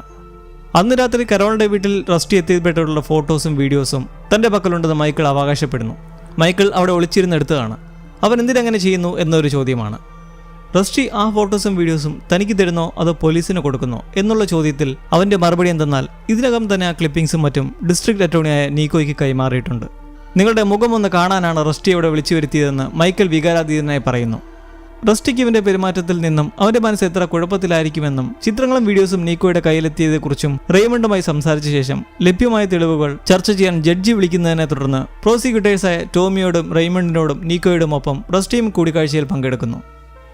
തന്നെ പ്രോസിക്യൂഷന്റെ സാക്ഷിയായി പട്ടികപ്പെടുത്തിയിട്ടുണ്ടെന്ന് റെയ്മണ്ട് കാണുന്നതിനെ തുടർന്ന് ഇത് അല്പം കോലാഹലത്തിന് കാരണമാകുന്നു. കാരണം തന്റെ വാദത്തിനെതിരെ തന്നെ ഒരു സാക്ഷിയായി തിരികിയിരിക്കുകയാണ് വാദിഭാഗം. എന്നാൽ അവർ മൈക്കിൾ കൊടുത്ത ഫോട്ടോസും വീഡിയോസും ജഡ്ജിക്ക് മുന്നിൽ സമർപ്പിക്കുന്നില്ല. കാരണം ആ ക്ലിപ്പിംഗ്സിൽ വേറെ ആരുടെയെങ്കിലും സാന്നിധ്യം കണ്ടെത്തിയാൽ കേസിന്റെ ഗതി മാറുമെന്നതിനാൽ. മൈക്കിൾ എടുത്ത ഫോട്ടോസും വീഡിയോസും ഒരു തരത്തിൽ റസ്റ്റിക്ക് അനുഗ്രഹം തന്നെയാണ്. കാരണം അന്നവിടെ താനല്ലാതെ വേറെ ആരുടെയെങ്കിലും സാന്നിധ്യം ഉണ്ടായെന്നെങ്കിലും ഒരു സൂചന അതിലൂടെ ലഭിച്ചേക്കാം. അതുകൊണ്ട് തന്നെ റെയ്മണ്ട് ആ എവിഡൻസുകൾ അവർക്ക് ലഭിച്ചിട്ടുള്ള കാര്യം സൂത്രത്തിൽ അവരെ കൊണ്ട് തന്നെ പുറത്തു കൊണ്ടുവരുത്തുമ്പോൾ ജഡ്ജി ടോമിയോടും നീക്കോയോടും തെളിവുകൾ ഉടനെ കൈമാറാൻ ആവശ്യപ്പെടുന്നു. 10 ആഴ്ചയ്ക്കുള്ളിൽ തുടങ്ങുന്ന വിചാരണയിൽ ഇനിയും ഇതുപോലെ എന്തെങ്കിലും മറച്ചുവെക്കാൻ പ്ലാൻ ഉണ്ടെങ്കിൽ അത് വേണ്ടെന്ന് താക്കീത് നൽകിക്കൊണ്ട് ആ രാത്രിയിൽ റസ്റ്റി ഇക്കാര്യങ്ങൾ തന്റെ കുടുംബവുമായി പങ്കുവയ്ക്കുന്നതോടെ അവർക്കും കുറച്ച് ധൈര്യം വരികയാണ്. പുതിയതായി കിട്ടിയിട്ടുള്ള എവിഡൻസ് അറിയാനുള്ള ത്വര മകൾ ജെയ്ഡനിൽ. റസ്റ്റി മൈക്കിളിന്റെ ഫുട്ടേജിനെ പറ്റി പറഞ്ഞ ശേഷം താൻ കുറ്റക്കാരനല്ല എന്ന് തെളിയിക്കുന്ന എന്തെങ്കിലും ഉണ്ടെങ്കിൽ ഒരനുഗ്രഹമാണ്. അവിടെ താൻ നിൽപ്പുള്ളത് ഒരു സിറ്റുവേഷൻ മാത്രമാണ്. പക്ഷേ മറ്റ് സോളിഡ് എവിഡൻസുകൾ ഒന്നും അതിൽ നിന്ന് കിട്ടിയില്ലെങ്കിൽ കേസ് പരാജയപ്പെടുമെന്ന രീതിയിൽ താരതമ്യപ്പെടുമ്പോൾ മകൻ കയ്യിലാകട്ടെ മനഃപൂർവ്വമല്ലാതെ നരഹത്യയെ നേറ്റു പറഞ്ഞാൽ ജയിലിൽ കുറഞ്ഞ സമയം ലഭിക്കുമെന്നതിനാൽ ഒരു കുറ്റസമ്മതം നടത്താൻ നോക്കുന്നുണ്ടോ എന്ന് റസ്റ്റിയോട് ഞെട്ടിക്കുന്നൊരു ചോദ്യം. വിചാരണ വഴി ജീവപര്യന്തം ലഭിച്ചാൽ തടവ് 14 വർഷമാണ്. എന്നാൽ മനഃപൂർവ്വമല്ലാത്ത നരഹത്യയ്ക്ക് 8 വർഷമെന്ന് കയ്യിൽ എവിടുന്നോ കണ്ടുപിടിച്ചിട്ടുണ്ട്. കയ്യിലും അങ്ങനെ സന്ദേഹപരമായ അന്വേഷണങ്ങൾ നടത്തിയ അച്ഛനോട് ഇങ്ങനെ ചോദിക്കുമ്പോൾ റസ്റ്റി ആകെ തകരുന്നു. തന്റെ മകൻ കരോളിനെ കൊന്നത് താൻ തന്നെയാണെന്ന് കരുതുന്നു എന്ന് ചിന്തിച്ച് വിഷമിക്കുന്നെങ്കിലും എന്നാൽ കയ്യിൽ തന്നെ സംരക്ഷിക്കാൻ ആഗ്രഹിക്കുന്നുവെന്ന് ബാർബർ റസ്റ്റിക്ക് ഉറപ്പ് നൽകുന്നു. ആ ചിന്ത തെറ്റാണെന്നും കയ്യിൽ അച്ഛനെ നഷ്ടപ്പെടുത്തുന്നതിലുള്ള പിരിമുറുക്കത്തിലാണെന്നും ഒക്കെ പറഞ്ഞ് ബാർബറെ വ്യക്തമാക്കുന്നതിന് പിറകെ കയ്യിലെത്തി അങ്ങനെ പറഞ്ഞതിന് അച്ഛനോട് മാപ്പ് ചോദിച്ച് കരയുന്നു. ഒരു ബാറിലിരുന്ന് നീക്കോയും ടോമിയും കേസിൽ ശ്രദ്ധ കേന്ദ്രീകരിക്കുന്നതിനെക്കുറിച്ചും അന്വേഷണത്തിൽ വരാവുന്ന പാളിച്ച തടയുന്നതിനെക്കുറിച്ചും ഒഴിവാക്കുന്നതിനെക്കുറിച്ചും ചർച്ച ചെയ്യുന്നത് വഴി റസ്റ്റി പെടുമെന്നുള്ള കാര്യത്തിൽ ടോമി ഉറച്ചു നിൽക്കുന്നതായും എന്നാൽ ടോമി അമിതമായി ആവേശഭരിതനാകുന്നതിലുള്ള നീക്കോയുടെ ആശങ്കയും നമ്മൾ കാണുന്നു. അതേസമയം കേസിൽ സഹായത്തിനായി റെയ്മണ്ട് മിയ എന്ന മറ്റൊരു പ്രതിഭാഗം അഭിഭാഷകയെ നിയമിക്കുകയാണ്. കേസ് വർക്കിലേക്ക് പോകുമ്പോൾ റസ്റ്റിയുടെ കരോളിനെ സ്നേഹിക്കുന്നുണ്ടോ അതോ വെറും കാമമാണോ എന്ന് മിയ ചോദിക്കുന്നു. ഇത് രണ്ടുമുണ്ടെന്ന് അദ്ദേഹം പറയുമ്പോൾ എപ്പോഴാണ് ആദ്യമായി ഫീലിംഗ്സ് തോന്നിയതെന്ന് അവർ തിരക്കുന്നതിന് പിന്നാലെ റസ്റ്റി പങ്കുവയ്ക്കുന്നു അവരൊരുമിച്ച് പ്രവർത്തിച്ച ഒരു ലൈംഗികാതിക്രമ കേസിനെക്കുറിച്ച്. കരോലിൻ അന്നാ കേസിലിരയായ ഒരു കൊച്ചു പെൺകുട്ടിയുമായി നല്ല കരുതലോടെയും ദയോടെയും ഇടപെടുന്നത് കണ്ട് അവളിൽ പൊട്ടിമുളച്ചതാണ് ആ ബന്ധം. മറ്റൊരിടത്ത് കൈലിൻ്റെ ബേസ്ബോൾ മത്സരം കാണാനെത്തിയ ബാർബറയ്ക്ക് അവിടെയും നല്ല അനുഭവമല്ല. പലരും അവരെ വശപ്പിച്ചവരുള്ള നോട്ടം, കൊലപാതകയുടെ ഭാര്യ എന്ന രീതിയിൽ. പിന്നീട് റസ്റ്റി റെയ്മണ്ടിനൊപ്പം കരോളിന്റെ വീട് സന്ദർശിക്കുന്ന നേരം കരോളിനൊപ്പമുള്ള തന്റെ ഭൂതകാല നിമിഷങ്ങളുടെ ചിന്ത വന്ന് അപ്സെറ്റായി നിൽക്കുകയാണ്. ഇത് കണ്ട് റെയ്മണ്ട് ഒന്ന് ആശ്വസിപ്പിച്ച ശേഷം ബണ്ണി ഡേവിസ് കേസിലെ ദുരൂഹമായ 2ാം സീമൻ സാമ്പിൾ ആരുടേതാണെന്ന് കണ്ടുപിടിക്കാൻ നടക്കുകയാണ് റസ്റ്റിയുടെ കുളികായ റീഗോ എന്ന് മനസ്സിലാക്കി ആ ആശയം ഉപേക്ഷിക്കാൻ റെയ്മണ്ട് റസ്റ്റിയോട് പറയുന്നു. കാരണം അതിൽ നിന്നും മറ്റൊരു പ്രതിയിലേക്കുള്ള വഴി ഒരുങ്ങുക എന്നത് ബുദ്ധിമുട്ടുള്ള കാര്യമാണ്. എന്നാൽ റസ്റ്റിയുടെ പ്രതികരണം എന്താണെന്ന് വെച്ചാൽ കരോളിന്റെ ക്രൂരമായ ചിത്രങ്ങൾ കാണുമ്പോൾ തീർച്ചയായും കോടതി അതിനൊരു കാരണക്കാരനെ വിധിക്കും. അങ്ങനെ വന്നാൽ അവിടെ താനാകുമെന്നതിൽ സംശയമില്ല. പക്ഷേ ഒരു ഓൾട്ടർനേറ്റീവ് നമ്മുടെ പക്കലുണ്ടെങ്കിൽ സത്യത്തിലേക്ക് എത്താനുള്ള സമയം കുറച്ചുകൂടി ലഭിക്കും. അങ്ങനെ തിരികെ വീട്ടിലേക്ക് മടങ്ങിയെത്തുമ്പോൾ റസ്റ്റിക്ക് മൈക്കിളിൻ്റെ ഫോട്ടോകളും വീഡിയോകളും ലഭിക്കുന്നു. അവ കൂടുതലും അദ്ദേഹത്തിൻ്റെയും കരോളിൻ്റെയും ഒരുമിച്ചുള്ള ക്ലിപ്പുകളാണ്. അങ്ങനെ സ്ക്രോൾ ചെയ്തുകൊണ്ടിരിക്കെ അയാൾ ഞെട്ടിക്കുന്നൊരു ഫോട്ടോ കാണുകയാണ്. അന്ന ദിവസം രാത്രിയിൽ വീടിന് പുറത്തായി സൈക്കിളുമായി കടന്നു പോകുന്നതായി കാണുന്ന ഒരു ഹൂഡി ധരിച്ച പയ്യൻ്റെ ഫോട്ടോ. അത് കയ്യിലാണ്, റസ്റ്റിയുടെ മകൻ. റസ്റ്റിയും ബാർബറയും കൈലുമായി സംസാരിക്കുന്നതിൽ നിന്നാണ് പ്രിസ്യൂംഡ് ഇന്നസെന്റിന്റെ 4ാം എപ്പിസോഡ് ആരംഭിക്കുന്നത്. കരോളിന്റെ മരണദിവസം മൈക്കിൾ എടുത്ത ഫോട്ടോസിൽ യാദൃശ്ചികമായി കാണപ്പെട്ടതോടെ കൈൽ സംശയത്തിന്റെ നിഴലിൽ എത്തിപ്പെട്ടിരിക്കുകയാണ്. ആദ്യം ഒന്നും മനസ്സിലാകുന്നില്ലെന്ന് തടി തപ്പാൻ ശ്രമിക്കുന്നെങ്കിലും റസ്റ്റി ദേഷ്യപ്പെട്ട് പൊട്ടിത്തെറിച്ചുകൊണ്ട് ചോദിക്കുന്നതോടെ കൈൽ സമ്മതിക്കുകയാണ് അവിടെ താൻ പോയിരുന്നെന്ന സത്യം. ഏതാനും മാസങ്ങൾക്ക് മുമ്പ് അമ്മയും അച്ഛനും തമ്മിലുള്ള വഴക്ക് കേട്ടത് വഴി താൻ ഈ ബന്ധത്തെക്കുറിച്ച് അറിഞ്ഞതായും അതേ തുടർന്ന് റസ്റ്റി കരോളിനടുക്കലേക്ക് പോകുന്നത് എന്തുദ്ദേശത്തിലാണെന്നറിയാൻ പിന്തുടർന്നു. അരിശത്തോടെയുള്ള റസ്റ്റിയെ മാറ്റി നിർത്തി ബാർബറയുടെ ഇക്കാര്യങ്ങൾ പറഞ്ഞ് അതവർ റസ്റ്റിയോട് വന്ന് പറയുന്നെങ്കിലും അവന്റെ ഉത്തരങ്ങൾ റസ്റ്റിയെ തൃപ്തിപ്പെടുത്തുന്നില്ല. പുറത്തുനിന്ന് ബണ്ണി ഡേവിസ് കേസിന്റെ വാദം പ്രാക്ടീസ് ചെയ്യുന്ന കരോളിനെ ആലോചിച്ചുകൊണ്ട് നിൽക്കുന്ന റസ്റ്റിക്കടുത്ത് ഇക്കാര്യങ്ങൾ വന്ന് പറഞ്ഞ ശേഷം ബാർബറ ഒരു വക്കീലിനെ പോലെ കയ്യിലിനോട് പെരുമാറിയതിൽ വഴക്കിടുന്നതെ തുടർന്ന് ഇരുവരും തമ്മിൽ വീണ്ടും വാഗ്വാദങ്ങൾ ഉണ്ടാകുന്നു. ബന്ധം വീണ്ടും വഷളാകുന്നു. ടോമി മോൾട്ടോ മെഡിക്കൽ എക്സാമിനർ കുമുകയെ ഒരു സാക്ഷിയായി പട്ടികപ്പെടുത്തിയിട്ടുണ്ട്. ഒരു സാധ്യതയും വിട്ടുകളഞ്ഞിട്ടില്ല. കുമുകയെ ചോദ്യം ചെയ്യുന്നത് പരിശീലിക്കുന്നെങ്കിലും അത് നല്ല തരത്തിൽ പോകുന്നില്ല. കാരണം കുമുകയുടെ സ്വഭാവം തന്നെ. എന്തൊക്കെ ചെയ്യണമെന്ന് കുമുകയുടെ ടോമി നിർദ്ദേശങ്ങൾ കൊടുക്കുന്ന അയാൾക്ക് പിടിക്കുന്നില്ല. കേസിന്റെ ജോലിയിൽ തിരിച്ചെത്തിയ റെയ്മണ്ടും റസ്റ്റിയും ഇനി എങ്ങനെ ഈ കേസിനെ കൈകാര്യം ചെയ്യുമെന്ന് ചിന്തിക്കുമ്പോൾ റസ്റ്റിക്ക് കഴിഞ്ഞ രാത്രിയിലെ വഴക്കിലും ബാർബറ മടുത്തെന്ന് പറഞ്ഞാലും നിരാശയിലാണ്. അത് പ്രകടിപ്പിക്കുമ്പോഴാകട്ടെ നിന്റെ കുഴി തോണ്ടിയത് നീ തന്നെയെന്ന് റെയ്മണ്ട് അയാളെ ഓർമ്മിപ്പിക്കുകയും റസ്റ്റി ഇനി സ്വയം കേന്ദ്രീകൃതനാകേണ്ടി വരുമെന്ന് സൂചന നൽകുകയും ചെയ്യുന്നു. പ്രോസിക്യൂട്ടർ ഓഫീസിൽ റസ്റ്റിയുടെ സെക്രട്ടറി യുജീനിയ അവളും ടോമിയുടെ വിറ്റ്നസ് പട്ടികയിൽ ഉണ്ടെന്നറിയുന്നു. അതിനെ എതിർക്കുന്നെങ്കിലും ടോമി കരോളിന് വേണ്ടി ഇത് ചെയ്തേ പറ്റുമെന്ന് ഇമോഷണൽ സ്റ്റെപ്പ് എടുത്ത് വശത്താക്കിയ ശേഷം മൈക്കിളുമായി ഒരു ചോദ്യം ചെയ്യൽ നടക്കുകയാണ് അവൻ്റെ അച്ഛനുമൊത്ത്. അന്ന് രാത്രി റസ്റ്റി കരോളിന്റെ വീട്ടിലേക്ക് പോകുന്നതായി കണ്ടതിൽ എന്തെങ്കിലും വശപ്പിശകുണ്ടായിരുന്നുവെന്നും കഴിഞ്ഞ ദിവസം ഉണ്ടായ കണ്ടുമുട്ടലിൽ കരോളിന്റെ മരണത്തെക്കുറിച്ച് സംസാരിച്ചപ്പോൾ റസ്റ്റിയിൽ എന്തെങ്കിലും സംശയഭാവം തോന്നിയിരുന്നുവെന്ന് ചോദ്യം ചെയ്തിട്ട് അന്ന് രാത്രി എന്തിനാണ് അവിടെ പോയി അങ്ങനെ ഫോട്ടോസ് എല്ലാം എടുത്തതെന്ന് തിരക്കുകയാണ്. മൈക്കിൾ അമ്മ കരോളിനുമായി ഡിവോഴ്സിന് ശേഷം വീണ്ടും അടുക്കാൻ ശ്രമിച്ച് അങ്ങനെയിരിക്കെ ഒരു ലഞ്ചിനായി ഒപ്പം കൂടുകയും ചെയ്തിരുന്നു. എന്നാൽ ആ സമയം കരോളിൻ വളരെ ഡിസ്റ്റർബ്ഡായി കണ്ട് മൈക്കിൾ അതിന് കാരണക്കാരൻ താനാണെന്ന് തിരക്കിയപ്പോൾ ഒരിക്കലുമല്ലെന്ന് പറഞ്ഞ് മനസ്സിലാക്കിയ ശേഷം താൻ ജോലി ചെയ്തിരുന്ന സ്ഥലത്തെ ഒരാളിൽ നല്ല ഭയമുണ്ടെന്ന് കരോളിൻ ആകുലത പ്രകടിപ്പിച്ചതായും മൈക്കിൾ വെളിപ്പെടുത്തുന്നു. ഇത് കേട്ടത് ആരാന്ന് പറഞ്ഞുവെന്ന് ടോമി ചോദിക്കുന്നെങ്കിലും ഇല്ല എന്ന് മറുപടി. അവൾ ഒരിക്കലും ആ പേര് പരാമർശിച്ചിട്ടില്ല. ബാർബറ വീണ്ടും സമാധാനത്തിനായി ബാറിലെ ബാർടെൻഡറുടെ അടുക്കലേക്ക് എത്തുകയാണ്. ഇത്തവണ അവൻ ക്ലിഫ്റ്റൺ എന്ന് സ്വയം പരിചയപ്പെടുത്തുകയും ബാർബറയുടെ അരികിൽ വന്നിരുന്ന ഇരുവരും പരസ്പരം കൂടുതൽ അറിയുന്നു. അതേസമയം റസ്റ്റിക്കും ആശ്വാസത്തിൻ്റെ ഒരു കോൾ റീഗോയിൽ നിന്നും. കണ്ടുപിടിക്കാൻ പ്രയാസമെന്ന് കരുതുന്ന ബണ്ണി ഡേവിസ് കേസിലെ രണ്ടാമത്തെ DNA-യിൽ തനിക്കൊരു പൊരുത്തം ലഭിച്ചതായി റീഗോ വിളിച്ച് പറയുന്നു. ബ്രയൻ റാഡ്സർ എന്നാണ് ആ വ്യക്തിയുടെ പേര്. ഇരുവരും അടുത്ത ദിവസം തന്നെ അയാളുടെ അഡ്രസ്സ് കണ്ടെത്തി വീട്ടിൽ പോയി ഒരു മയത്തിൽ കൊലപാതക സംഭവത്തെക്കുറിച്ച് ചോദിക്കാൻ ശ്രമിക്കുന്നു. എന്നാൽ അയാൾ ആദ്യം തട്ടാമുട്ടി ന്യായങ്ങൾ പറഞ്ഞ് ഒഴിയാൻ ശ്രമിക്കുന്നെങ്കിലും റസ്റ്റിയുടെ പെട്ടെന്നുള്ള ചൂടൻ ചോദ്യങ്ങൾ പരുകുന്നതോടെയും ഭാര്യയെ വിളിച്ച് സംസാരിക്കാമെന്ന് പറയുന്നതോടെയും അസ്വസ്ഥനും ഒഴിഞ്ഞു മാറുന്നതുമായി കാണപ്പെടുന്നു. റീഗോ കാർഡ് കൊടുത്തിട്ട് സംസാരിക്കാൻ തയ്യാറാകുമ്പോൾ വിളിക്കുക എന്ന് പറഞ്ഞിറങ്ങുന്നു. സംസാരിക്കാൻ താല്പര്യമില്ലെങ്കിലോ എന്നുള്ള റാസ്റ്ററുടെ ചോദ്യത്തിന് എങ്കിൽ ഉടനെ നിങ്ങളെ കൊണ്ട് സംസാരിപ്പിക്കേണ്ടി വരുമെന്ന് പറഞ്ഞ അയാളെ പരിഭ്രമത്തിലാക്കി അവർ കൂടുതൽ വിവരങ്ങളൊന്നും ലഭിക്കാതെ ഇറങ്ങിപ്പോകുന്നു. റസ്റ്റിയെയും അയാളുടെ ആക്രമണാത്മകമായ ചോദ്യം ചെയ്യലിനെയും റീഗോ കുറ്റപ്പെടുത്തുന്നു. രാത്രിയിൽ റസ്റ്റി കരോളിനെ കുറിച്ച് അസ്വസ്ഥപ്പെടുത്തുന്ന സ്വപ്നങ്ങൾ കാണുന്നു. അവളെ ആരോ കൊല്ലപ്പെടുത്തുന്നത് പോലെയൊക്കെ. ഞെട്ടിയുണ്ടെന്ന് നോക്കുമ്പോൾ തൻ്റെ ഭാര്യയെ കാണുന്നില്ല. അങ്ങനെ താഴേക്കെത്തി നോക്കുമ്പോൾ ബാർബറ ഭ്രാന്തമായി സ്റ്റോർ റൂമിലിരിപ്പുള്ള കൈലിൻ്റെ സൈക്കിൾ വൃത്തിയാക്കുന്ന റസ്റ്റി കാണുന്നു. ബാർബറയ്ക്ക് കൈലിൽ യാതൊരുവിധ സംശയങ്ങളും തോന്നാൻ പാടില്ല എന്ന് തീരുമാനമുള്ളത് കൊണ്ട് തന്നെ അവിടെ പോയത് വഴി യാതൊരുവിധ ട്രേസിങ്ങും വരാൻ പാടില്ലെന്നങ്ങനെ ചെയ്യുന്ന ബാർബറയെ റസ്റ്റി ആശ്വസിപ്പിക്കുകയാണ്. കൈൽ സംശയാസ്പദമായി മാറുന്നതിനെക്കുറിച്ച് അവർക്ക് നല്ല ആശങ്കയുണ്ട്. കാരണം അവൻ കറുത്തവർഗമാണ്. അത് പലപ്പോഴും റസ്റ്റി മറന്നു പോകുന്നതായി തോന്നുന്നുവെന്ന് ബാർബറ പറയുന്നു. കാരണം കുറ്റാരോപിതൻ ബ്ലാക്സ് ആണെങ്കിൽ അവിടുത്തെ രീതി വെച്ച് അത് ശരി തന്നെയെന്നും കണക്കൂട്ടുന്ന ഒരു പ്രകൃതമാണ് ഓപ്പറേഷൻ. അങ്ങനെ മാതാപിതാക്കൾ കൈലിനെ അവരുടെ തെറാപ്പിസ്റ്റിൻ്റെ അടുക്കലേക്ക് കൗൺസിലിങ്ങിനായി എത്തിക്കുന്നെങ്കിലും അവനിൽ വലിയ പുരോഗതിയൊന്നുമില്ല. എന്നാൽ അടുത്ത പ്രശ്നം, തെറാപ്പിസ്റ്റിന് 3 പേരെ നോക്കാൻ കഴിയില്ലെന്നും ഓരോരുത്തർക്കും അവരുടേതായ ഉണ്ടായിരിക്കണമെന്നും അവർ ബാർബറയോട് പറയുന്നു.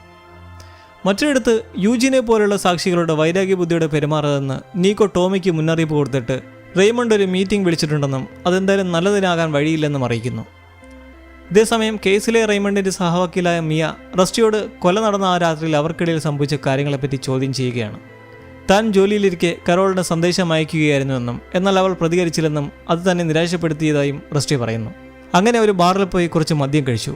അവിടെ ഇരിക്കുമ്പോൾ കരോളിന്റെ റീപ്ലൈ വന്നു വീട്ടിലേക്ക് വരാൻ പറഞ്ഞിട്ട്. വീട്ടിലേക്ക് എത്തിക്കഴിഞ്ഞുള്ള സംഭവങ്ങളെപ്പറ്റി റസ്റ്റി എന്ത് പറയണമെന്നങ്ങനെ ചിന്തിക്കുകയാണ്. ഒടുവിൽ അവർ തമ്മിൽ തർക്കിച്ചു എന്ന് റസ്റ്റി പറയുന്നു. അവൻ വീണ്ടും ഒന്നിക്കണമെന്ന് ആഗ്രഹം പ്രകടിപ്പിച്ചു. അവൾ അങ്ങനെ ചെയ്തില്ല. എന്നാൽ കരോളിൻ അയാളുടെ വിട പറഞ്ഞ് ചുംബിച്ചു. അയാൾക്കൊരു പ്രതീക്ഷ നൽകി. തുടർന്ന് റസ്റ്റി തിരികെ വീട്ടിലേക്കും പോയി. ഇതെല്ലാം കണക്കൂട്ടുന്ന മിയ റസ്റ്റി കരോളിൻ്റെ വീട്ടിൽ എത്ര നേരം ഉണ്ടായിരുന്നു എന്നെല്ലാം അത്ഭുതപ്പെടുന്നു. കാരണം ഏത് തർക്കത്തിനാണ് 51 മിനിറ്റ് എടുക്കുക? കരോളിൻ്റെ വീട്ടിലെത്തിയ സമയവും തിരികെ ഇറങ്ങി സ്വന്തം വീട്ടിൽ റസ്റ്റി എത്തിയതും വെച്ച് നോക്കുമ്പോൾ കരോളിന് മൊത്തം ചെലവഴിച്ചത് 51 മിനിറ്റാണ്. ഇതിന് റസ്റ്റിയിൽ മറുപടിയൊന്നുമില്ലാതെ ചോദ്യം ചെയ്യൽ അവസാനിക്കുമ്പോൾ മിയയും റെയ്മണ്ടും ഇതേക്കുറിച്ച് ചർച്ച ചെയ്തിട്ട് റസ്റ്റിയെ സാക്ഷി വിസ്താരത്തിനായി കോടതിയിൽ നിർത്താനുള്ള ഒരു സാഹചര്യം വരരുതെന്ന് ഇരുവരും ഒരു സ്റ്റാൻഡ് എടുക്കുന്നു. കാരണം ആ 51 മിനിറ്റ് അതൊരു വലിയ ലൂപ്പാണ്. ഒരാളെ കൂട്ടിക്കെട്ടിക്കൊല്ലാൻ ഈ സമയം തന്നെ ധാരാളം. ആ രീതിയിലേക്ക് വാദം തിരിഞ്ഞാൽ പിന്നെ രക്ഷയുണ്ടാകില്ല. റസ്റ്റി ബ്രയൻ റാസ്റ്ററിന്റെ ഹിസ്റ്ററിയിലേക്ക് ഇറങ്ങിത്തിരികയാണ്. ബണ്ണി ഡേവിസിന്റെ മരണത്തിൽ ഉറപ്പായും പങ്കുണ്ടെന്ന തീരുമാനത്തിൽ അയാളെക്കുറിച്ചുള്ള കൂടുതൽ വിവരങ്ങൾ അന്വേഷിക്കാൻ പറയുമ്പോൾ റാഡ്സർ ആകട്ടെ റസ്റ്റിയെക്കുറിച്ച് ഇന്റർനെറ്റിൽ നോക്കുകയാണ്, എന്തോ തീരുമാനിച്ച മട്ടിൽ. മെഡിക്കൽ എക്സാമിനർ കുമുകൈ പുതിയൊരു ക്രൂഷ്യൽ റിപ്പോർട്ട് ടോമിക്ക് കൈമാറിയിരിക്കുന്നു. അതെന്തെന്നറിയാം. അതിനു മുന്നേ റസ്റ്റിയുടെ ജീവിത സാഹചര്യത്തിലേക്കൊന്ന് പോകാം. തലവേദന കുറച്ചൊന്നൊഴിഞ്ഞതോടെ റസ്റ്റി ബാർബറയെ വിളിച്ച് മാപ്പ് പറയാൻ ശ്രമിക്കുന്നു കഴിഞ്ഞ ദിവസത്തെ ആ വഴക്കിൽ. എന്നാൽ അവർ ക്ലിഫ്റ്റനൊപ്പം ബാറിലിരിക്കുകയാണ്. വീട്ടിലെത്തി സംസാരിക്കുമെന്ന് ഫോൺ കട്ട് ചെയ്യുമ്പോൾ ക്ലിഫ്റ്റൺ തൻ്റെ നമ്പർ ബാർബറയുടെ കൈമാറുന്ന സ്റ്റേജ് വരെ എത്തിയിരിക്കുന്നു. അങ്ങനെ രാത്രിയിൽ വഴക്കിൻ്റെ ക്ഷീണം മാറ്റാനായി റസ്റ്റിയും ബാർബറയും റൊമാൻസിൽ ഏർപ്പെടുമ്പോൾ ഇതേ സമയം നീക്കോയും ടോമിക്കും അടുക്കലേക്ക് മീറ്റപ്പിനെത്തുന്ന റെയ്മണ്ട് റസ്റ്റിയുടെ സെക്രട്ടറി യൂജിനിയെ കണ്ടുമുട്ടുന്നു. റെയ്മണ്ടിനെ കണ്ടപാടെ ഇത് താല്പര്യമില്ലാത്തത് തന്നെ അവർ വലിച്ചുള്ളിലേക്ക് ഇട്ടതാണെന്നും തനിക്ക് റസ്റ്റിയോട് യാതൊരുവിധ നീരസവും ഇല്ലെന്നറിയിക്കണേ എന്നുള്ള യൂജിനിയുടെ വാക്കുകൾ കേട്ട് സംസാരിച്ച ശേഷം നീക്കോയും മോൾട്ടോയും കണ്ടുമുട്ടുന്നു.